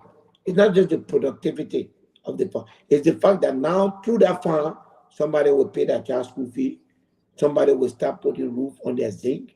Mm-hmm. And people it has a ripple effect that goes around beyond farm. The president is an agriculturalist. Why can't he ask his ministers and cabinet ministers that Thursday afternoon, everybody leave town? Thursday afternoon, everybody leave town, go on your farm. I was chairman of the Liberia Airport Authority. I flew to, we were flying, we had a meeting planned for Friday in Abidjan, and our flight delay, and this was an important meeting. And we still forced ourselves, we got a night flight, we arrived in Abidjan almost midnight, and then in the morning now, we call on the ministers. You know, when that guy answered the phone, you know what the guy told me? He said, to see a cabinet minister in Abidjan on the weekend, it's like you have committed murder. You have to be on your farm. Nobody is in the capital city on the weekend. What are we doing? Except the minister say, oh, I want basmati rice because now he's minister. Or this, let's go make farm. That's the solution. Just on the rice issue, there will be no solution. And I'm telling you now that everything the president is doing, he will end up begging those people. He has no choice. We need to bite the bullet. We need to even increase the price of rice by $2 and take that $2 and put it directly into agriculture. Why should this country keep, pure economic? How do you control the price of commodity that you don't have? Who controls oil price in the world? They're not the Arab countries. They're not those who produce oil. When they jam to looking for money, they will tell the rebel that you're fire racket. The next morning the price go up, they sell it and they carry it. They are the one controlling it. Even with all that we are talking, if Joseph Boga fight those people and they fight back, he has no choice. He does not have the money. So my point is, he is in a position to say, my people, it's time for us to grow our own food. And also, we have not taught the people to diversify. We eat rice in the morning, eat rice in the day, eat rice in the. What happened to the plantain? What happened to the edos? What happened to the bananas? You know, all of these things, we should do it to change our staple, and it makes us healthier anyway. So at the end of the day, my point is, we got $14 million for legislative earmark. $14 million for legislative earmark. You put that in this thing here. Do you know what that is, Robert? Do you know what it means? That I can tell you right now, if you put $100,000 in my district for rice farming, I can guarantee you that my people will not buy rice anywhere next season. That's how you do it. And let me tell you the other effect from the economic point of view. Almost 300 million United States dollar is used to purchase rice in Liberia every year. That represents 60% of the demand on the United States dollar. If you cut that by any percentage, that ripple effect will give the Liberian dollar value. We have to do it. This thing is not an overnight thing. Let the people feel it. Let us feel it. Let everybody, let the president shut in the weekday and let go on the farm. I've been a lawmaker for 3 months. Every Thursday evening, I'm in the car, 4-hour drive to Nimba. I go there, I check my project, I'm on my farm. Now I have almost 3,000 acres of farmland that I'm trying to put cassava and other things. That's what I want to do. It's not that I want to do it, but for me to talk it and be sitting now on the radio today, I must also be doing it. I must be doing it. So the solution to this rice problem, my brother, that road our government taking, they will come back crashing. We just need to stand up to Liberian people and tell them we don't manufacture rice, we don't produce rice. Here is 5 million, 20 million, 30 million. Let us go. And I hear sedition, and that angers me more than anything. For CDC to be criticizing United Party. They just playing football with us. When United Party, yesterday, United Party was criticizing CDC. Now they are in power, CDC. But CDC, they spent $22 million to subsidize rice. Do you know what it would have meant if we had put that $22 million in farm, in agriculture, direct farming? But they wasted $22 million in subsidy and still increased rice by $4. United Party was pounding on CDC head, and they come straight to repeat what CDC did. And then they think that they will get. I mean, you just keep doing. I just have to repeat this ABC slogan. Keep doing the same thing and expect different results. It's crazy. The cartel for the rice is dead because those are the people who have money to buy rice. There's no monopoly. And I see no Liberian here that are able to build rice. They have given them monopoly. I mean, they are giving them, how you call this thing, happy. They cannot. So we can force ourselves. Let's change it. Let's go to the swamp. Let the president launch the green revolution. And Rabo, I know you will get vexed again. But in July, I'm going to launch the green revolution in my district. And we are going to feed ourselves. What effort I need to invest in that district so that next year will not bring nobody rice from Moreover and will feed us. We'll do it. And the country will follow us. Well, Oh, you got so we're almost out of time. So let Alex ask his question. But before that, President Tolbert, what he did, Robert said something. I think somebody said something.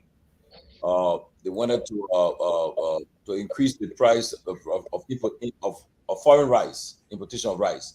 So if you increase the price of foreign rice, definitely Liberian farmers will be able to sell the rice they're growing. Because people, if you want to buy foreign rice, you got to pay high price. But you buy locally produced rice, it will be cheaper. And that was misinterpreted by the progressive, I think, at the time, man. But according to the story was that progressive said it was showing the strategy how to make rice cheaper. But that was, but Toba had a great vision for the country. But hopefully that I have a president one of these days who will say, look, I give you guys the next 2 years. After 2 years, like bro, we'll cut down importation of foreign rice. If they bring it, we'll make the tariffs high so that it will be high to give our farmers the encouragement to produce more food. By the time the roads will be good and everything will be fine. But on you before the chairman, yeah, quickly. Okay, well, I'll just make a few comments. Again, representability. Like everybody else, I think what you've done for your district is commendable. Okay. But I, like Robert, don't share that idea that elected officials, heads of political parties, politicians should be bridge builders, should be university builders. Their single responsibility is ensuring that laws are passed and leaders in the country are brought to power that can create growth and development. Now, before I go into my question to you, I'm sure you heard this guy, Alex Jones. Okay, and I'm sure you heard a show called Business and Economic Forum, which was on your network currently. This little guy, Alex Jones, was the producer and the creator of that show. And that show is still running every Friday by Magdalene on your station. And the reason I created that show was to gather Liberian finance, bankers, analysts, agriculturists, so that we can sit together and find solutions. And even though I created the show, when we did that for several months, and I questioned the competency of your Liberian current finance minister, I was kicked off that show. Okay, I was kicked off the show that I produced, which is being benefited, but that's fine with me. Now, you're talking about, so I say this to lay the premise that some of us know what we're talking about in our expertise. We may not be politicians, in a traditional sense, but when it comes to certain area of expertise, that's what we get paid for. That's what we've done for 20 years. And thank God today, everybody now is economists, the journalists, economists, the politician who never, who don't understand simple supply demand, finding solution for rice, finding solution for agriculture. And I think that's ludicrous. Okay. If you don't have an expertise, you are not hired to be an analyst or economist. You don't know what you're talking about when you talk about rice production or market supply or commodities. Shut up. Bring the people who have expertise, who are working and went to school in that area. It's not a simple problem to say, take ministers every Friday to go to the farm and write, or Green Revolution. None of those things make sense. Dubai doesn't grow rice. Okay, many countries in Europe, they don't produce rice. Many countries in the world don't produce many commodities, but yet the economy is growing. Yet they have jobs. So I don't know where Liberia came from with that. Even Ghana imports rice. Ghana import billions of dollars of rice. So I think it's a political fallacy by people who actually don't know what they're talking about. That think that if you have to produce rice within a country, I don't know, it's a pride thing, but it doesn't make much economic sense because number one, we don't have the managers. We can't even produce pepper and onions in Liberia. We gotta import it. Why don't you start with pepper and onions and cassava, like you said? Because rice is a much more mechanized process. It requires greater management. It requires a lot of water resources. It requires electricity. You don't have none of those things. So I disagree with your idea that it's a problem where we can grow food in Liberia, or the person should you know think should provide that. That's just it's not an economic solution. You cannot do that with the kind of labor force, skill force that you have. We don't have good managers in Liberia. Look at LEC. We can't even put electricity on for 2 days straight just in the capital. Okay, we can't even manage an inauguration. Then you're talking about rice production. So I think hopefully you'll fire those people, because what I think they did a disservice to Liberia, when people are trying to bring experts to help educate our Liberian public, and they become politicized. The same finance minister will get here for him. The same finance minister went put on the president travel budget 100,000, which makes no sense, and no legislator even identified that $100,000 for the entire year on travel. And you got what? 30 senators, and 73 or so legislators, and nobody could even pin that out and say, no, this doesn't make any sense. So that's not a solution for the rights. Hopefully they will have, they will have the sense, the house, to bring experts before your committee and ask them for a real solution. We have discussed these things. We have Liberians who have expertise in these things. They have weighed the pros and the cons. And if some people have even gone to the extent of creating policy over the years, that show was 2 years ago. But every time we have a crisis in our country, the man Wallace now becomes an economist. The man, everybody now an expert. So I hope that you will, in your good offices, you will rely on experts. We have a situation, and this is my final statement and comment. The Liberian legislator currently is getting about $25 million in salary for your new budget. You guys approved that budget. Okay, I'm looking at the budget currently. $25 million for, it says, for compensation for 25.7 million compensation for employees at the legislature, 103 people plus the staff. Okay, that equates to somewhere around $240,000 per person. We have a budget where the Senate Pro Tem for 2024, $1.3 million. The Speaker, $1.6 million. Deputy Speaker, $500,000. Okay, this is ridiculous. Okay, you have a I'm country sorry. where Do you have a question, or you I just? just gave him a comment and then he can respond to the comment I'm giving. I'm not Well, going to ask the question. I just gave him okay, a it's not comment. a question. Okay, so can you kind of wrap it up because we are literally Yes, behind the yes, time here. please. Go ahead. Okay. All right, kind of wrap it. So 30 seconds. yeah, so you as a leader, I appreciate your bridge. I mean, Dr. Moneybar built a nice sign. I appreciate him. There were people who built other projects. There was this young lady in Maria who also constructed a small bridge for wonderful things. But you can't have a legislator, number one, don't even have a website. Your office does not even have your official office as representative. I've been checking the last time you were here. I brought that to your attention so that people can be able to critique your policies and what you're doing. You The say my whole office entire does house not have don't have a what? website. You say my Your office does not. official representative website, because there's money allocated in the budget to every legislator for communications and what have you. We have people all around the country, all around the world. We want to know, and the basic information for the House of Representatives Senate to have a $250 website. We don't have it, but we are boasting that these people are working. What are they working on? And as I mentioned, all the money they got $38 million, 25 of which is salary, and they don't even have a website, a representative. That is despicable. And I know you have been one of the boys, and I said the area you work on that I think in the interest will put party aside, will work with you. But you're leader of your party. Your party people are the head in our legislature, and even now they put him. So it's inexcusable for us to just say it's Joseph Walker, he bringing rest, and all these other things on your end is not being fixed. So to conclude, I will adore you, even carry on my back if you build bridges. Thank you for even telling me how to win election in abroad. I'll go build my own bridge too, and so like people can vote for me. But I'm saying the main jobs, growth. You got $4 billion economy that's been stuck there. Somalia is 10 billion. You got the All right, Alex, lowest let's kind of HDI, wrap it up. Alex, and let's yet, please do us a favor. Let's kind of wrap it up, please. yeah. We're really out of time, please. So what's the accomplishment, sir? Thank you. So,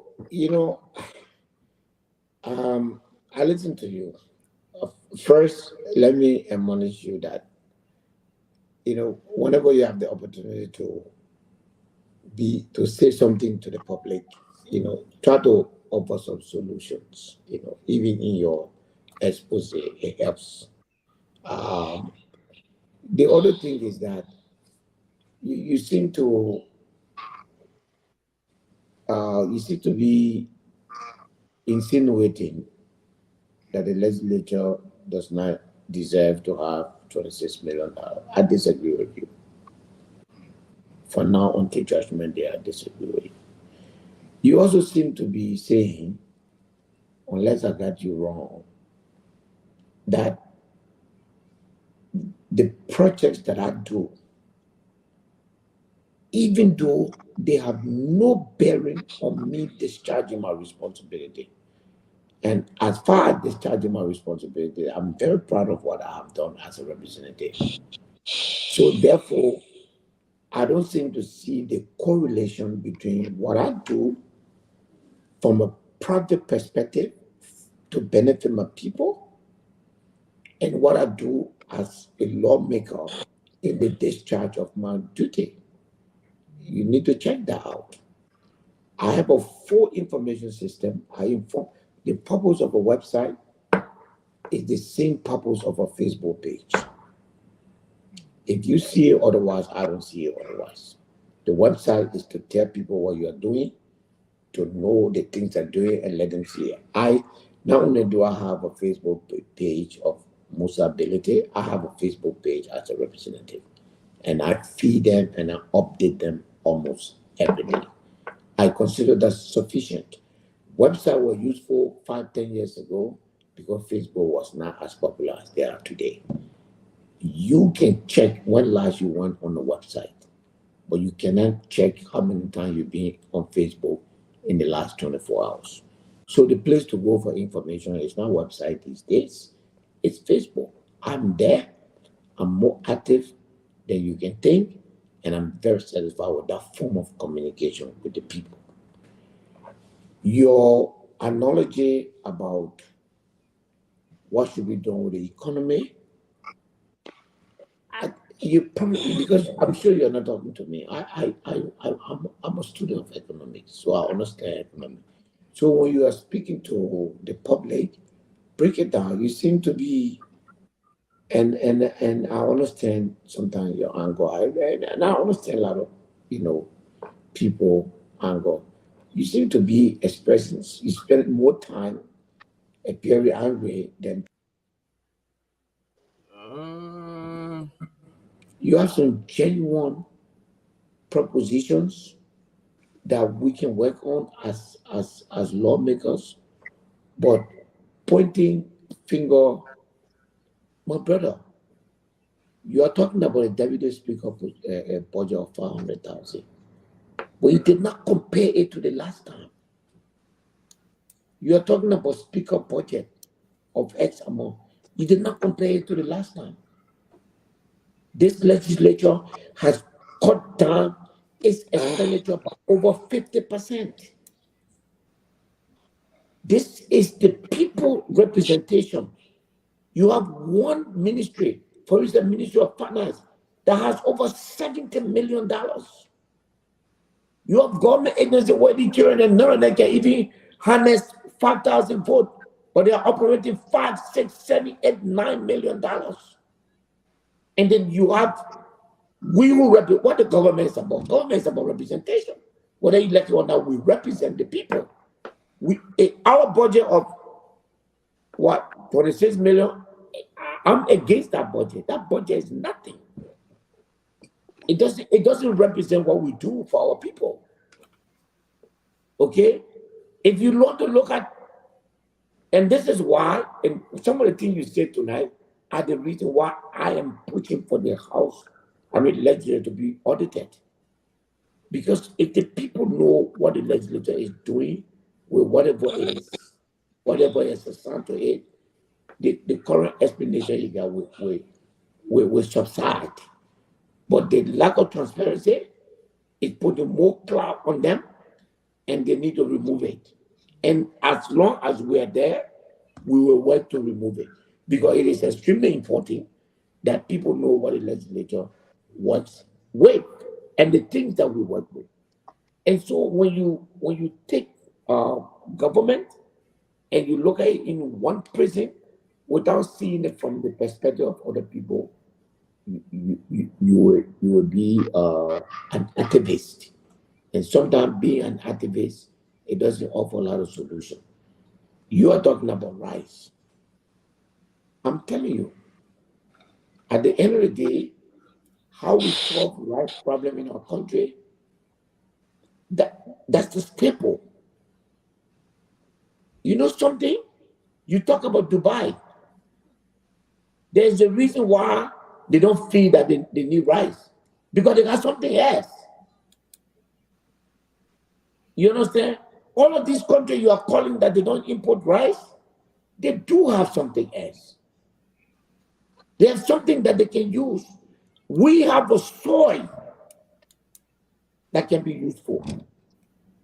We have laws governing our land system that probably cannot allow massive plantation or rice project.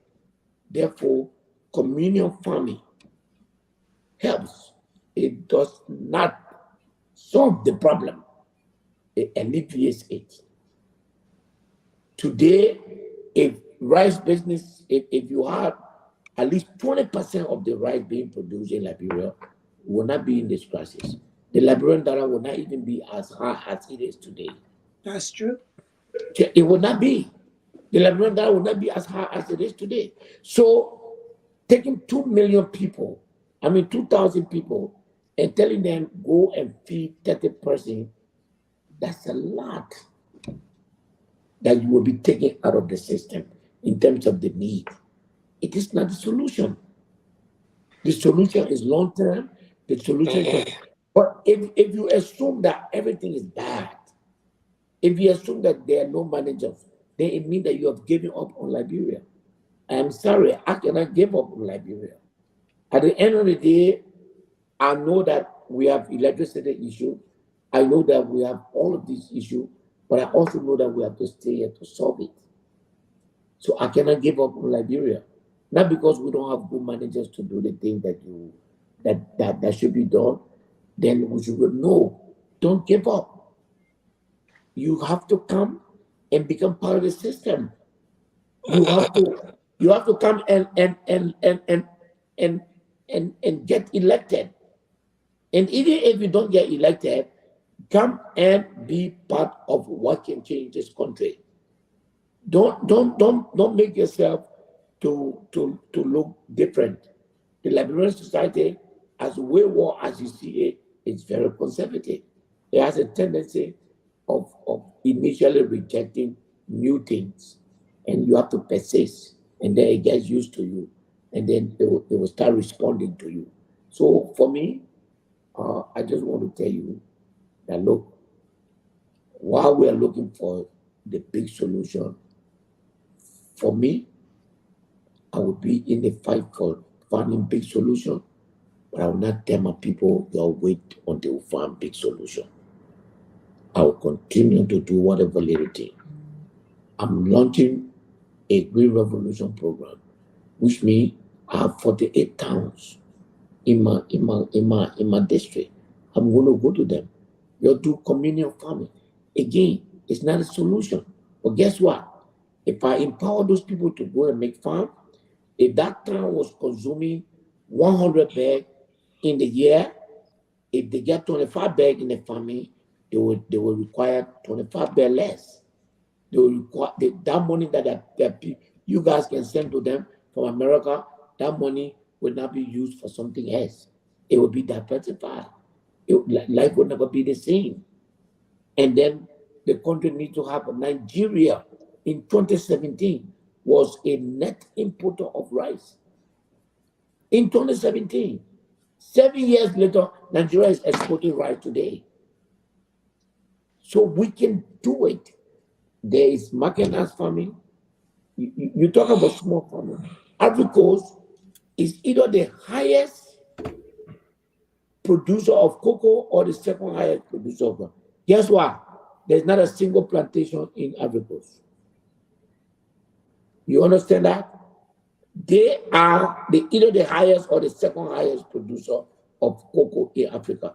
But there's not a single plantation owner. There's not a single cocoa plantation in Africa. You know what they have there? Individual farm. That's how Africa has so many cocoa farms, because everybody got 5,000, 10,000, but you don't have the huge plantation like cocoa palm. I mean, like how you call it, Firestone or Lag or cocoa palm. Don't do it like that. The individual farming, and it works. So we can do the same. We just need to look around. Ghana is importing rice, but guess what? It will carry the cocoa, sell it. It will send a gold, sell it, use that money to buy rice. So it has no impact on the economy. Here, the how you call this thing here? The iron ore we are selling, nothing we're getting from there. Nothing. It's a net loss. The gold we are selling is a net loss.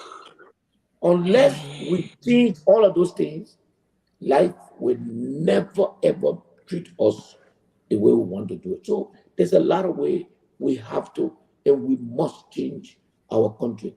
I agree with some of what you say. Some I don't agree. So some of your ideas are very radical. Some of them I would suggest when you saying it, you should also bring it with counter proposals. When you say this is not good, you should be able to tell, oh, I think we should But do that's it what I this did way. on your show for over a year, and they kicked me out for a I'm solution. talking about tonight. Okay. I do it Lofa, here can I every come in now, night. Lofa? I get Thank you, guys. solution. Let's hear from And by the I'm way, sure you watch the the show. show. let's hear By the Yeah, way, let's Lofa, talk thank you, about the man. show. Thank you, Lofa. Who kicked you out? you're Thank welcome. you, thank you. Ellis, You're welcome. Ellis, thank you, man. Thank you. So, Okay. yes, I know we're running out of time.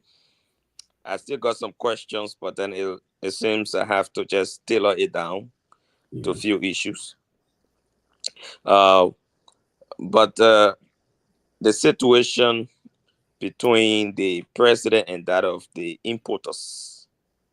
And with the information that we gather and what came up from the presidential spokesperson, can clearly state that there was a stalemate. There was a complete dialogue. I think there was no major agreement reached over the whole rest issue. I see in a couple of days to come there will be hoarding. These people will keep their rice because the government has provided no basic solution to how we can sort it out. I know many people talk about the inexperience and whatsoever of George Weah. You talk about over 22 million that was used as subsidy under the regime. But I think Liberians did not reach the point where we're talking about $18.50. So that short-term solution for me was okay, because we weren't going through the stress we're going. They say dry does sweet, but what you be eating before you get to that point? If you get 22 million and you have to subsidize rice, and you say, let's take all that 22 million to put it into farming, what the people going to be eating while you farming? Something has to be done. So I think it was not a wasted amount. I think it was a better approach at the time. There were some places, even Joseph Boakai as vice president, you had a 30 million ADA fund for Lofa. That money, that 30 million from the Libyan government was squandered. Today, only the remnants of old materials are still at that point. So, right in President Boakai's backyard in Lofa, that farm was there, and that farm went down the drain. Now, I wanted to find out from you, Mr. Chairman and Representative Ability, what was your thought when this whole $30,000 for lawmakers came into play? What was your position then? Then I will make a follow-up. You remember the 30,000 issue that circulated across Liberia for lawmakers, for constituency development? What was your position on it at the time?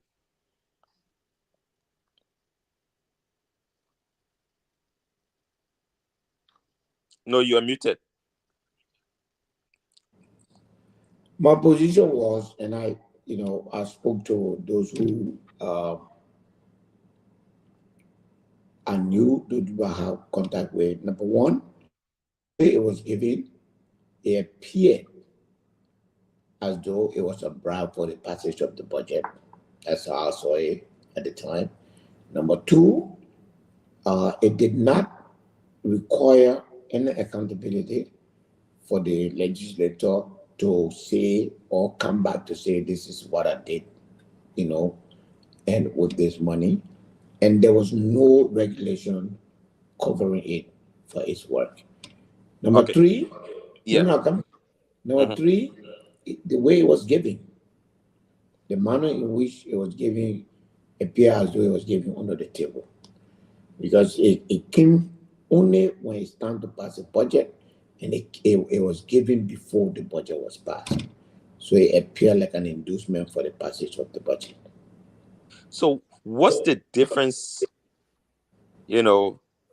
from this 30,000 that were given to, your predecessors, as compared to the 13.2 million that is in the budget for current lawmakers, where each of you expected to get 100,000 for constituency development? There's a difference between day and night. It's never the same. Toga, some of us came in this place not to accept business as usual. There is no money in the budget to be given to the legislators. That is absolutely not correct.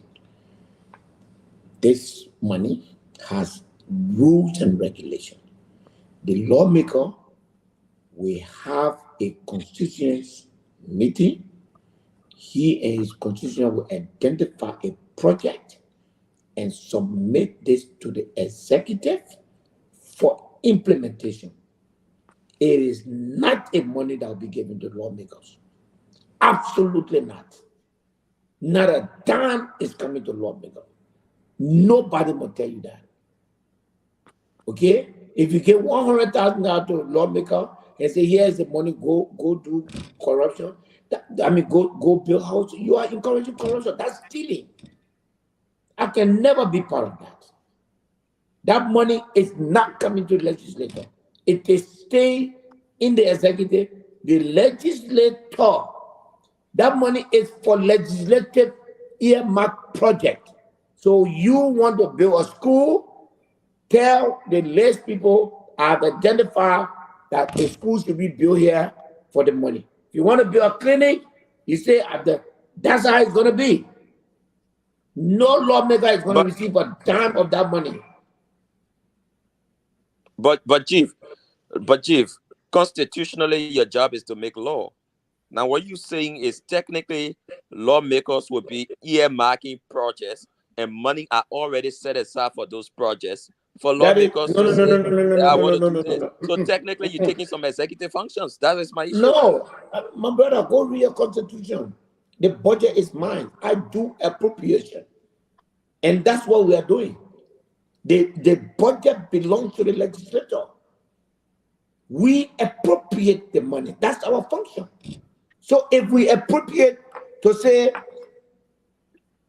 the full authority of the legislature is given to one legislator to say you go as in line with the right of the legislature to appropriate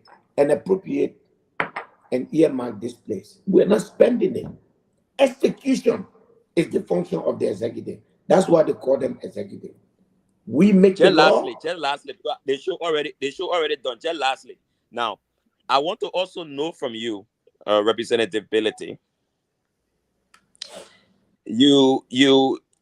Have you done anything about your streamers oil and gas company in terms of ownership, CEO or whatever since you went to the legislature? Have you officially resigned your position?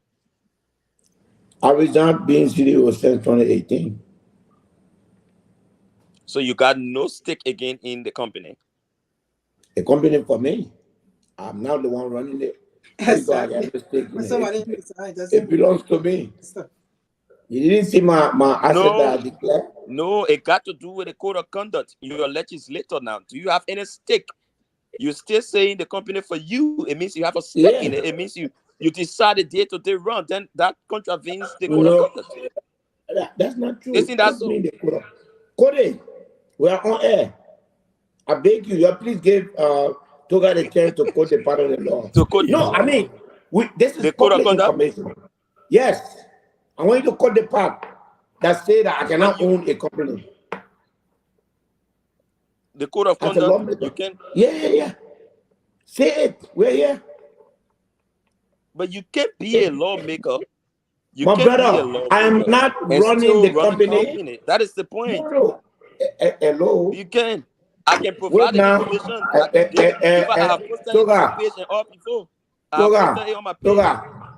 But I have posted that information on my page before. What contravenes a lawmaker still running a company? It's a violation of the code of conduct. And you say I'm going to quote it? But the mayor just told you he owns the company. You finished? Guys,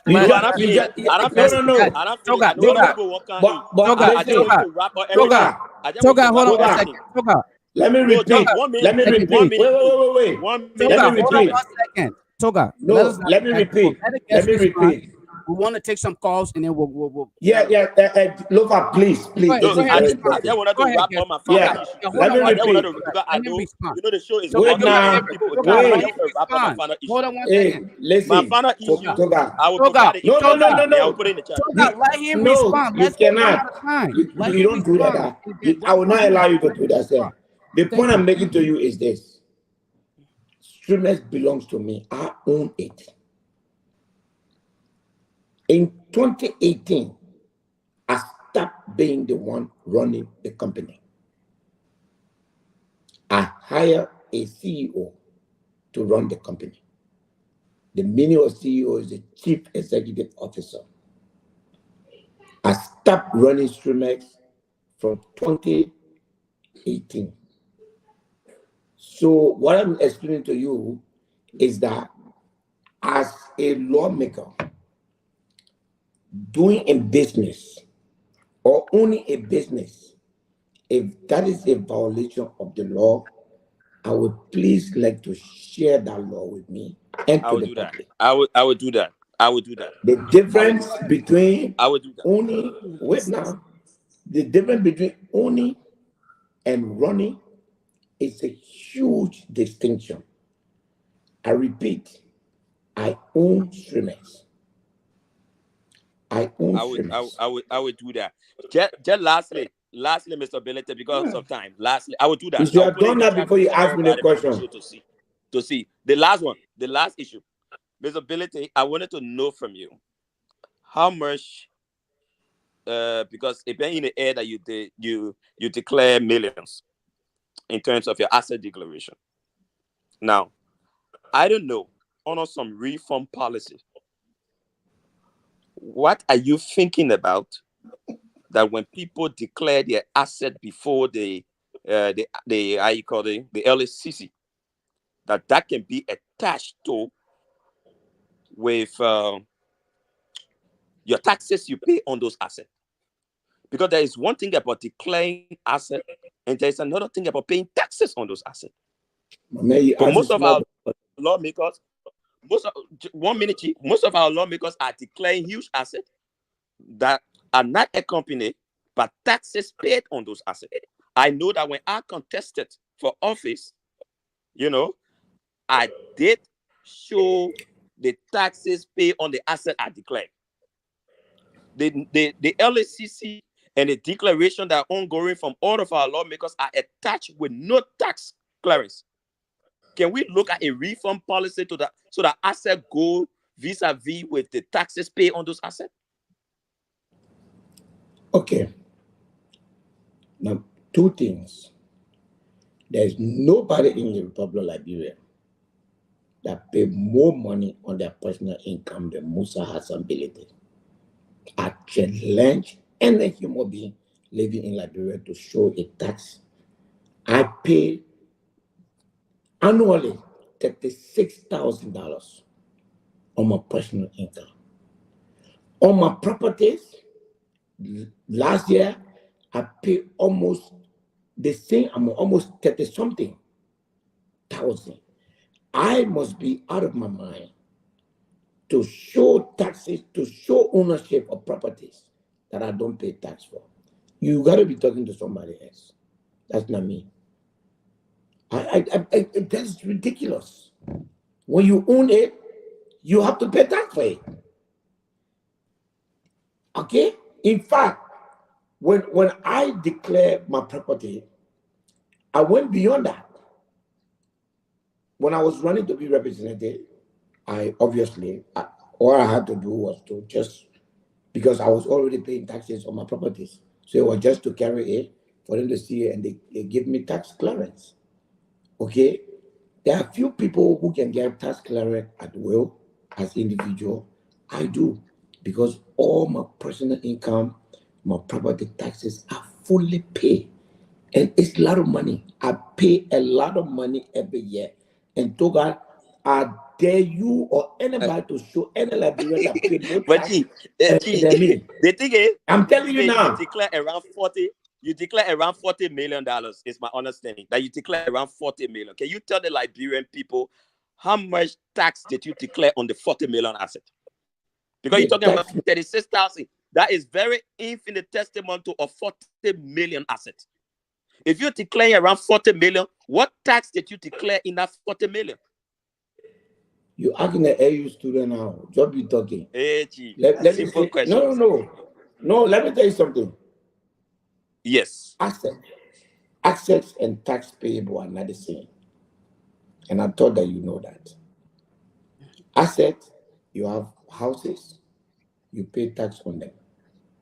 And so? Yeah, you got businesses. Yes, but when personally, I don't pay my company's tax. My company pay their. But you declare it.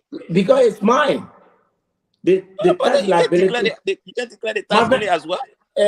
My friend, if you don't want to, you don't publish answer your question. Okay. Wait. And then publish his financial statement. Everything will be in it. That's why I told the me. man No, it's build a not in it. website and put it in. Alex, it's not in Wait. it, please. Alex, Get, it's not That's in what it. I'm saying. Let him listen build to a me. website and put his financial Alex. statement. We'll go away. And then Alex, we'll clear. let me Exactly, explain Alex. this That to is my you. point. No, let me explain this to you. If you ask me a question, don't interrupt me. Otherwise, I will stop answering you. No, sorry. Go I ahead. allow I will you. listen. Yeah, please. I mean, you have to be respectful I will when listen you to are you, Chief. talking. Exactly. As individual, my tax, my income, my personal income, I pay the tax. My properties, my house, my land, I pay the tax 100%. I show to Liberian people the company that I have and the value of that company. That's all I did. That company, standing by itself, generates on record every month for the government and people of Liberia more than 400,000 United States dollars in taxes every month. I store fuel and there is tax on it every day as it's lived there. They pay. The people that work there, at the end of every month, as they take their pay, their income, adequate income tax is collected, their social security is collected and paid. Okay? That company belongs to me. The fact that I declare it, I am not required to declare the tax payment of the company. It is a separate entity. It is paying its due taxes. And what I'm telling you, you are an investigative journalist. You can go and find out. What I said, that it is mine, and here is the value it has. And that's why it is. And that's how it is. You did not expect me. And if that's your interpretation, that's a faulty analogy. You did not expect me to say I own the company that value, and by the way, if you give me information about somebody, be accurate. The information you give me about the value of my company is not $40 million. And that is lie. That's not true. And that's unfair to me. All right. I had the value of my company and the value of my properties. They're not the same. No, I did not. I did not say the company. I said no, you said what my understanding is. What you declared to LACC was around 40 million in asset. I did not say your company. Yes, but at the end of the as assets, all of them are tax compliant. There's not a single asset I have that is not tax compliant. Okay, so you should be thankful to me because that my tax money that keeping your country going. Idiot. I thought I owe emergency money. Okay, well, guys, you know, it's almost. You should be thankful to me. Every month I pay the money you're taking and do all kind of things with it. After midnight, like bro, and the lawmaker and show he has tomorrow's Thursday. He has session tomorrow, so he has go for session. He has represent our after 12. Yeah, so Chairman Benedict would like you to give your parting comments to us, so we can call it. But it's been a pleasure having you on the show as usual. You always come to keep on the good job, especially for the reforms you guys are making. I must commend you, Amara Conem. You guys that just came on board, you guys are doing well. I saw Amara Conem stuff he wrote.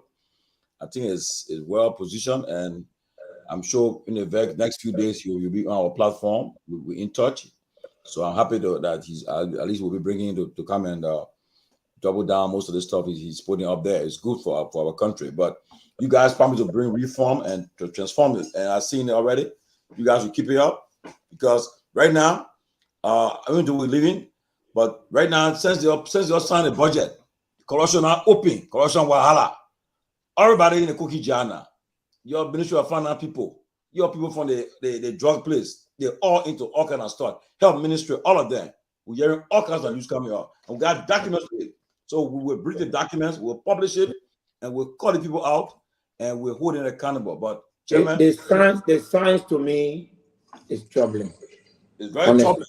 I mean, so the sign to me is that the allegation of corruption will be so much. it's so much. If we're not careful, it will be normalized. Please get ready. If we are not careful, it will be normalized. But Chairman, you get your party comments also. We can call it a day. So no, I mean, it's always a pleasure to be here. No question is too hard to answer for me, and that's why I respect the platform, and that's why I'll come here anytime I'm called upon to come.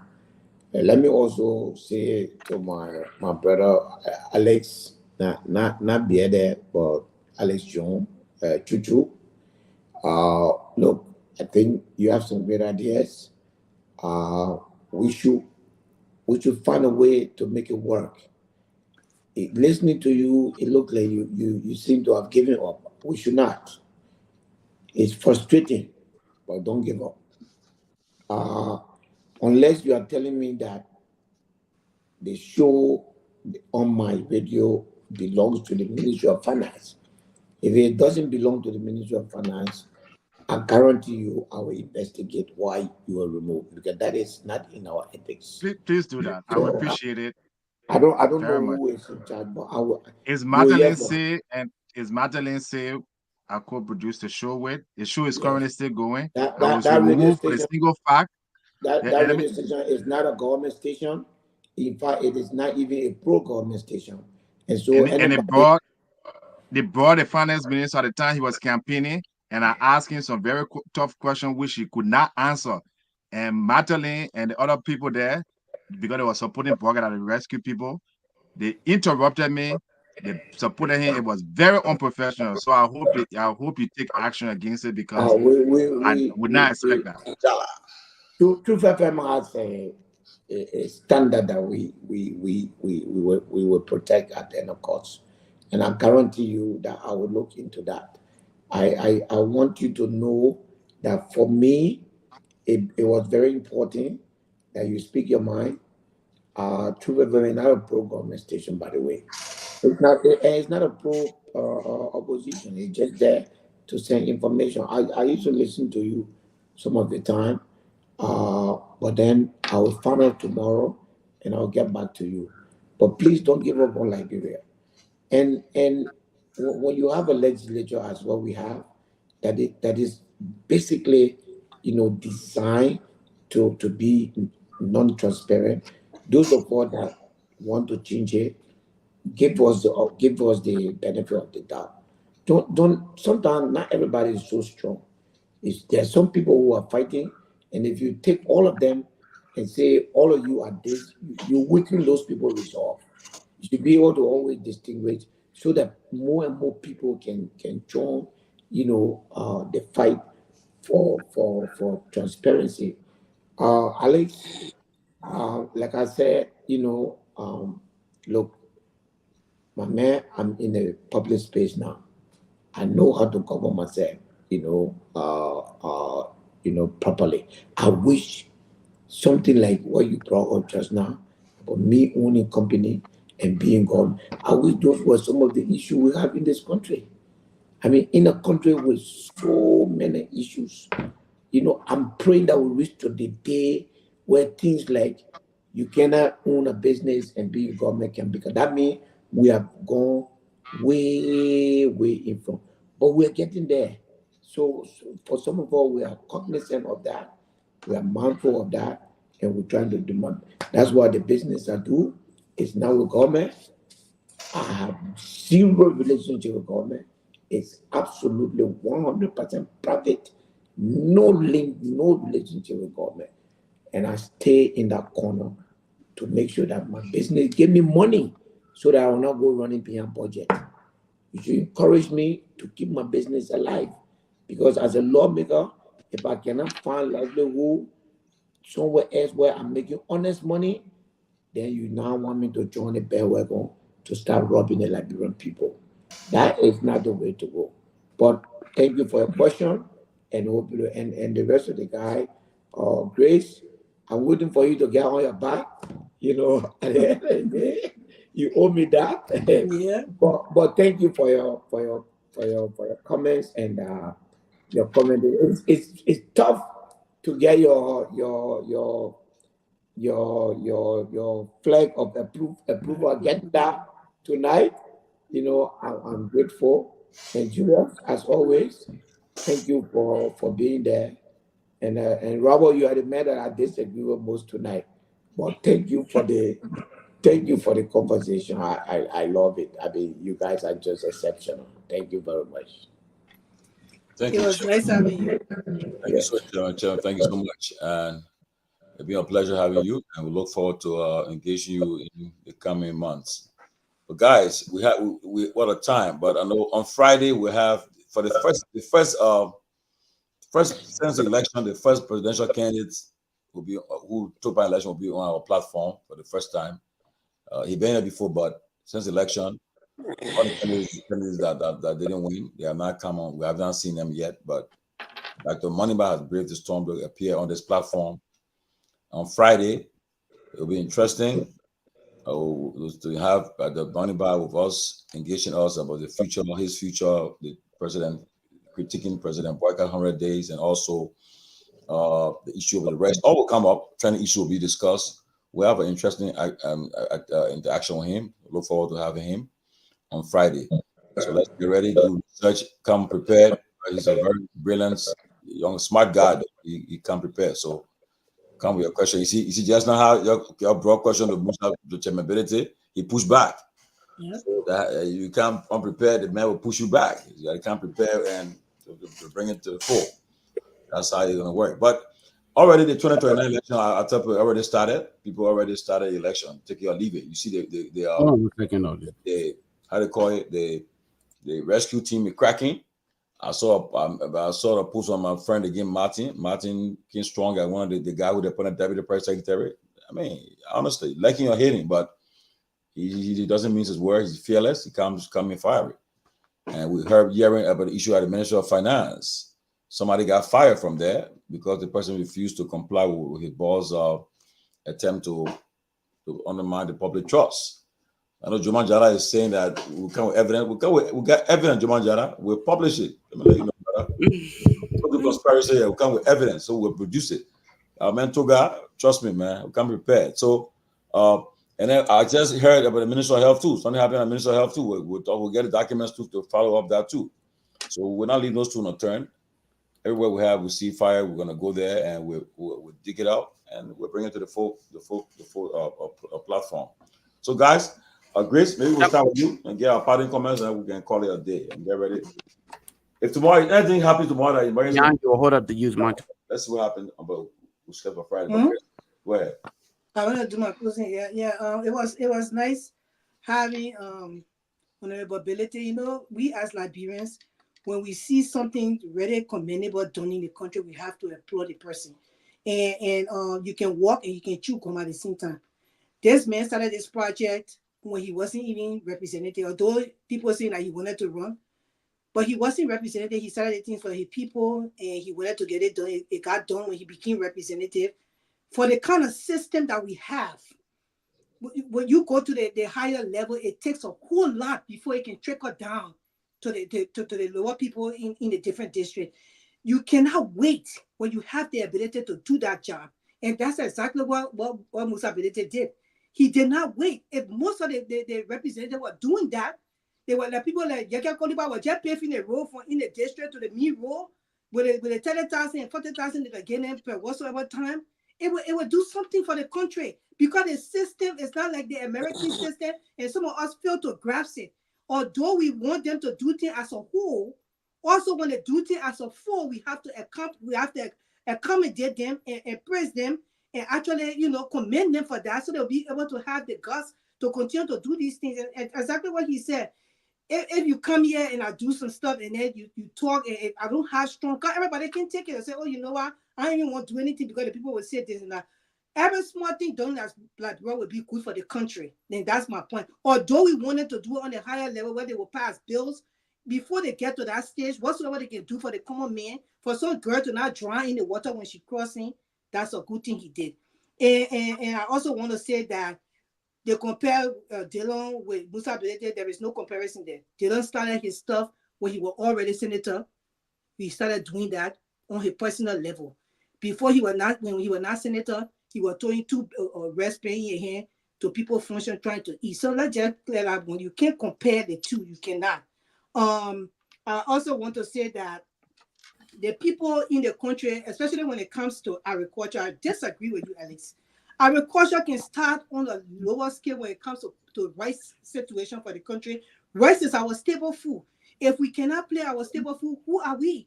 So it can start, if you go to Dr. Moniba plan, you will see where he laid out for his agriculture plan. It's clear cut.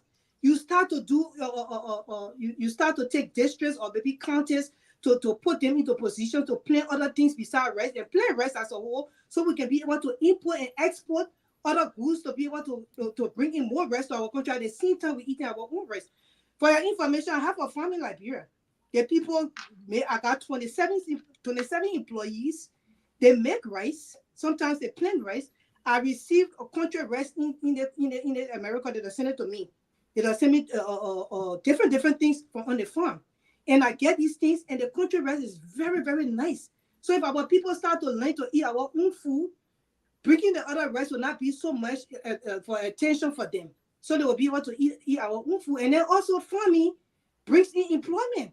So the people that like them, the 7 people are going on my farm and my husband, we pay them every month for being on the farm. Those people are suffering. One of the women said she never slept on a mattress until she was hired with us. She bought her first mattress to lay her back on. She always slept on straw. So just imagine us. So what he's doing in his district with that green revolution, he said he's about to launch, is very beautiful for the country.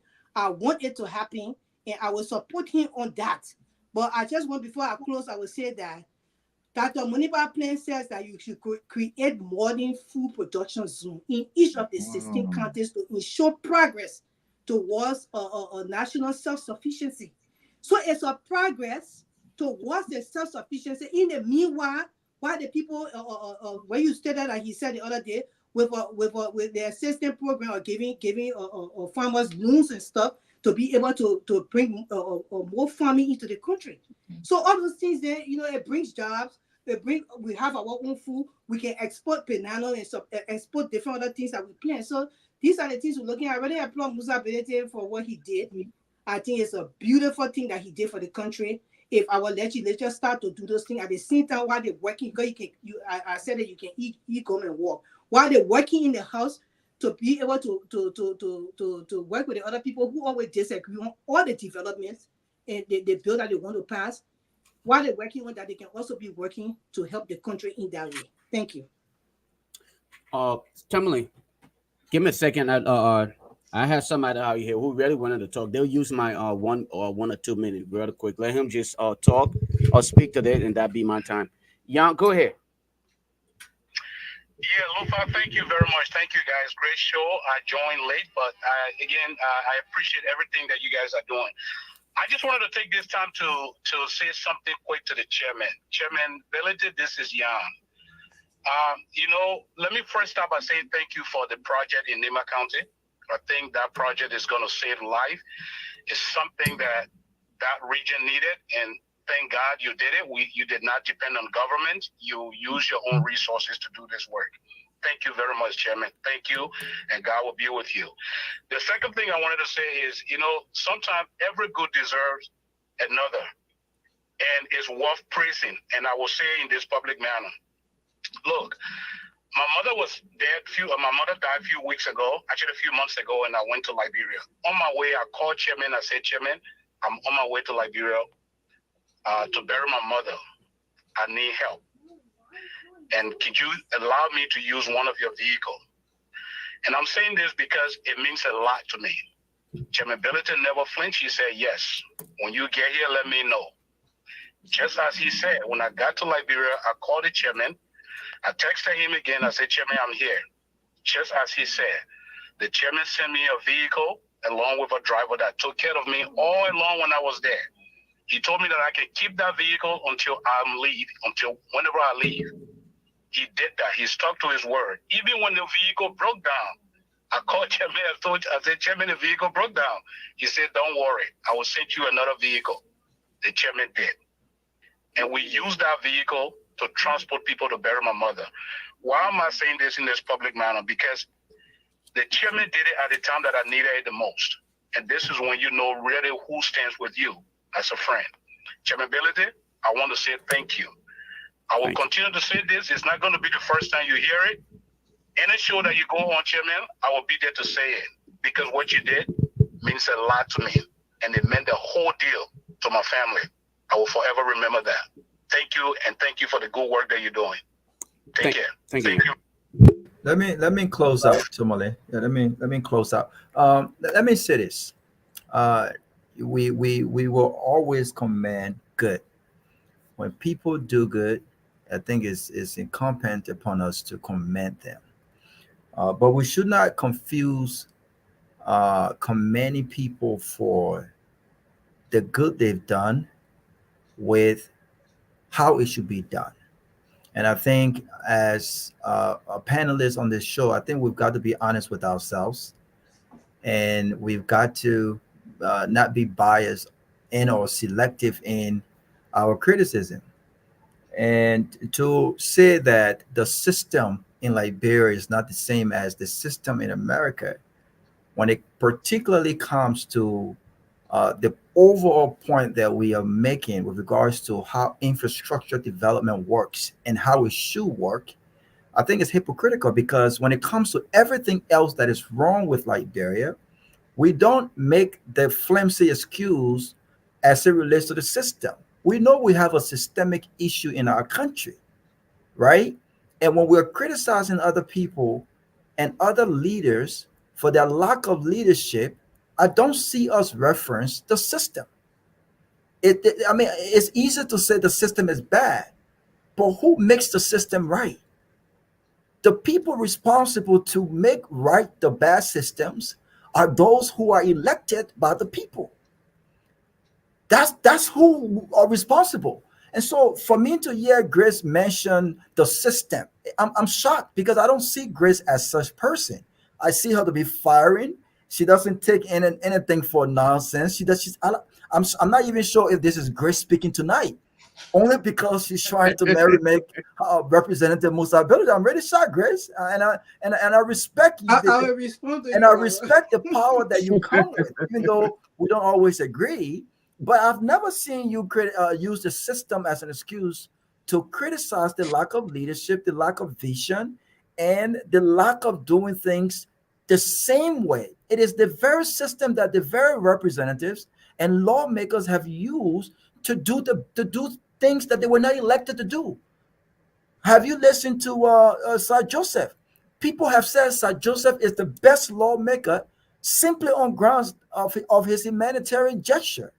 And trust me, I'm a humanitarian myself. I love to help people. I will take the shirt off my back to make sure someone is good. But when you are elected in a bad system, knowing better kicks in.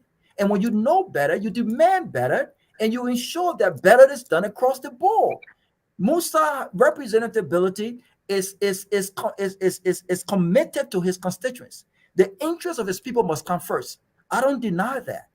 What I'm not going to entertain and support is representatives and lawmakers running their successes in Congress based on what they've done personally, whether they're using their own funds or not.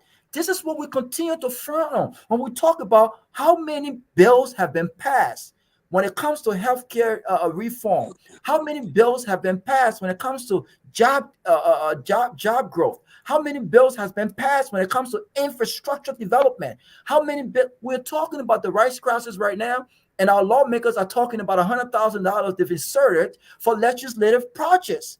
What policy have the legislature put forth to generally address this crisis as it relates to the hack in rice prices that have continued to hurt our people, government after the other? So again, I think at some point we've got to be smart. I love Musa Hassan ability. Trust me, he knows that. I commend him for what he's done. And by the way, I've been one of the guys who have said he's changed my mind. He changed my mind. I think he's doing some phenomenal thing. But I'm not going to sit on this platform and criticize other people that have done the same thing. Humanitarian leadership, doing different things in our own district. What is the legislative? Can we, as a country, we're talking about reintegration of ex-combatants. What have we done nationally to address the national crisis as it relates to rehabilitating folks who went through a traumatic war, who went through drugs? What he's doing on it by himself is good. But don't you think we can impact more lives nationally if the government were to invest in a policy to address this issue? We can do that. And so I'm not trying not to commend him, which is what I did yesterday and today. I will always commend good. But if I was given an opportunity as an elected official, I do not want to be graded based on what I've done individually. I want to be graded based on the legislature that I put forth to address national issue. Fire is a national issue, just doesn't affect folks in my district. How do we invest in getting more fire trucks, not only in Monrovia, but across the country? These are progressive policy and progressive actions I want to see. And so I don't want no one to twist my words here, right? I commend Musa Hassan Belete. But we can no longer blame the field system as to why we do things the way we do things. How do we change that field system? We change that field system by electing people that have some ability, who is willing to stand up and say, look, we cannot continue to do it this way. We've had field system for over decades.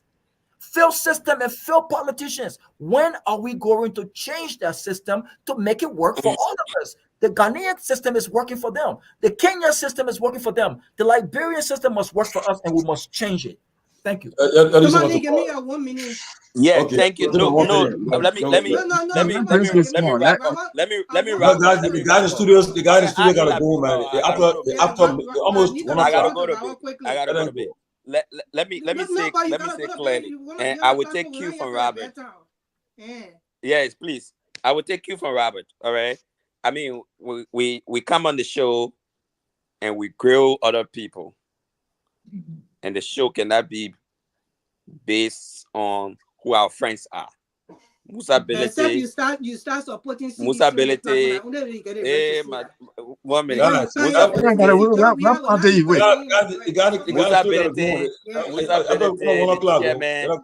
The chairman is my very good friend. All right. But when he comes on this public platform, I have to get the best shot out of him because it has to do with the people. It's not on the basis of how much I know him and the friendship we got. And that's how I am. Straight shooter. I think it's completely wrong to even put 13.2 million aside for lawmakers. That money could even solve our subsidy issue for rice alone. We'll not be talking about 17 or $18.50 if we got 13.2 million that we put only on a lawmaker. We know this country and we know the system. We know that entire story that talks about we send the money to Lace. Lace will go do the work. We know how that system works. How that system works, from what I have seen, even from the county I come from, it is completely controlled by the lawmakers. In fact, there are some point in time where they bring in their own contractors. I just said they gotta go, man. They bring in their own contractors. Yeah, please. So it's a fact. We know how that system runs. I know of a project stay in Basso today, a school that was being built by former Representative Gabriel Smith is lying there in ruins because it was on the same Lace project. They brought their own contractors to do the work. People pocketed the money. The building is lying in ruin. I know it. So when we come here to speak these things, people. So my issue is we're calling for audit on the legislature. If we want the legislature to be a serious play, we should be holistic. It has to do with ourselves. I expect representability to champion this issue that is completely unnecessary to put 13.2 million in the budget for themselves. I think it's completely wrong. And I think it needs to stop. We got the executive that does implementation. It's not the legislature to be apportioning money. He said the budget for them. No, the budget is for the Liberian people. It's not for them. You don't apportion 13.2 million to yourself while we can't find rent to eat, while the rate is going up, while buses can get in the street. Everything is wrong in the country, and we put 13.2 million for lawmakers and said, I think we need to revisit this. And we got to be very frank with our friends. This is wrong, and it must stop. In fact, I just put also in the chat room what the code of conduct says about property about only investment, about I put it in the chat room so that people can go look at it and see it for themselves. It's clear. It's in black and white. I don't make up these things. I investigate them before I talk about them. Thank you very much. But you were wrong on the taxes when it came to Musa Benete taxes, because we all know about taxes here. I got business in America. I found my business taxes. I was talking about laws. But my I'm not personal talking about taxes. what taxes say. Okay. I put a law in the the chat room. $100 million. I put a law in the chat room. I'll be very short and brief. Unfortunately, I didn't have too much time to engage representability. Hopefully, in the future, Lofa Julius will not keep cutting me off, and you know, I'll have more opportunity. But let me say this here, and I'm glad that he admitted that he had listened to me on the show. You know, some of us don't go on shows and tell them what we do in Liberia and how we do and how many farms we got or how many land. We don't do that because that's the problem in Liberia. That had a man like Jeremiah Kuhn today is a vice president when he was part of the corrupt Senate. Okay, that's how we got George Weah, who just based on what he law for country for football now is mismanaging our economy. The only basis to elect a lawmaker or president is based on your ideas. That's the only thing. You can build in this country here, Rockefeller, Carnegie, Elon Musk, Jeff Bezos, they give billions of dollars in philanthropy work. They build libraries, they build all these things. Nobody in America would think other than mine because you go build a library or you go donate to something, then that means you're capable and qualified to run. But having said that, I respect Musa Benete. The only reason I really respect him because he is one of the only people that can intellectually, only legislator and Liberian politician that can go and on any platform and entertain dialogue. Yeah. For that, I respect him. All right. But you know, because many of our president can do that. Our speaker can do that. Our other than running away. Where you want to be in public life, but you don't want to come and have a dialogue and discussion for the public.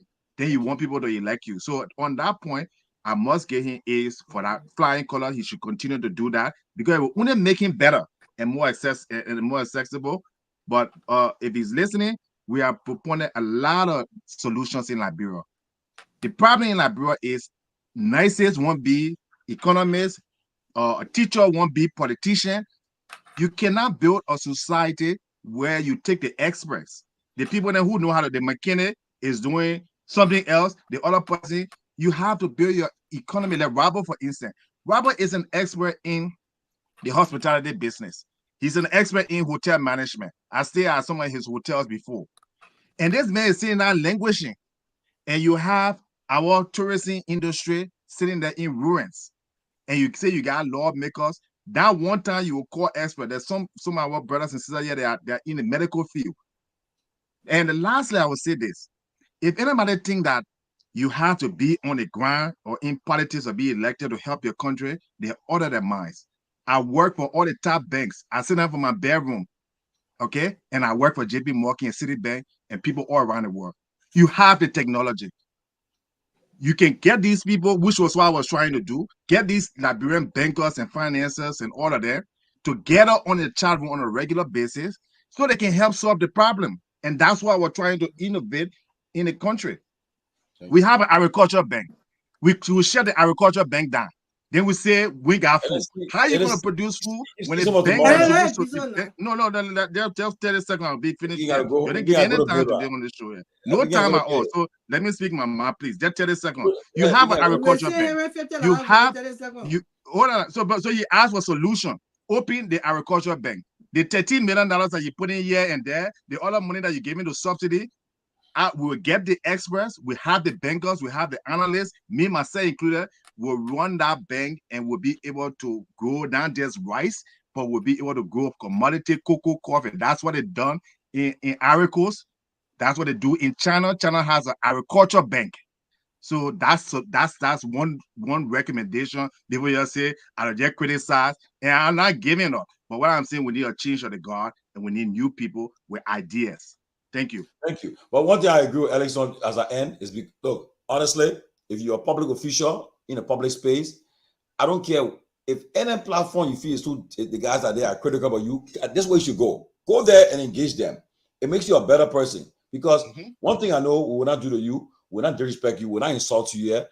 What people can ask you the tough questions, you answer it. If you can't answer the question, you can evade the question. Play politics for me. What we want to do? But to say, that's what my friend, that will give example, right? My friend, I know Senator, they don't call me after the election. He said, oh, election over now, so now we can talk. I'll come on your platform. But I never ran, I'm running behind him. No. He choose not to, I'm not gonna say come. I'm not gonna do that. At the appropriate time, one of these days, you want to come here, but we're moving on. So I'll tell you the truth, right? If you're a politician, you want to be heard, engage platform that you feel that is critical, very critical about you. Come there. Don't be afraid. You guys, at the end of the day, like Robert said, Musa, certain things you did now, you earn me, you won me, because initially I wasn't all for you, but then because certain things you reform, you start bringing, you got me. That's how you do it. But if you just say all the time, oh, that platform is negative, that platform this, then you're gonna be losing out. But guys, they want to answer questions. But Tomalin, quickly to Robert. When I said quickly to you, when I said this is what I'm talking about.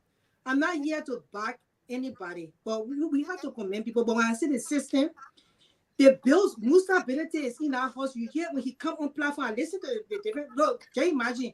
I've been following the mail time. I follow him to Spoon TV. I didn't usually watch Spoon TV. I wanted to hear what you have to say, because for me to get behind somebody and support them, I have to know your nitty gritty.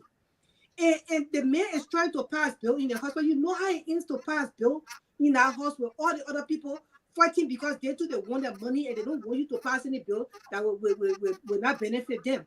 So in the meanwhile, because of that kind of the system going on, if he has money of his own, not the government money, to do one or two things in his content for his people, he has the right to do it. He can also do that and also be pushing the bill in the system as well. It will take time. But a lot of people cannot just be suffering and we're not doing anything about it. That's why I meant by that. Because you know I will play that.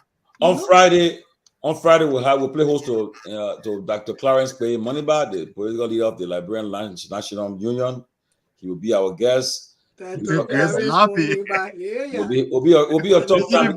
He will come and meet the guys. The guys will engage him and asking the question and you'll be asked. But Henry, Alice Jones, thank you always. Henry, I told you inbox me. You inbox me. Go inbox somebody else. Go and see your message. Henry, you hear me? Oh, Henry. You're not even hearing it. Henry. Anyway, thanks, man. I'll see you guys. Let's go.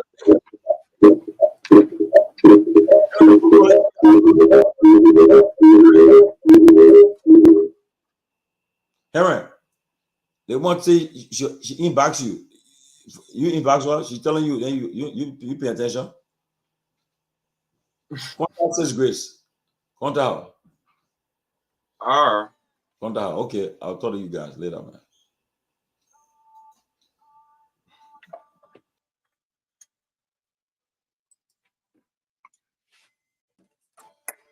I take the time exactly 17 minutes up to 1 o'clock here in Liberia. It has been very, very much fascinating. Beyond the closing document, the May week presentation. Many thanks to the man.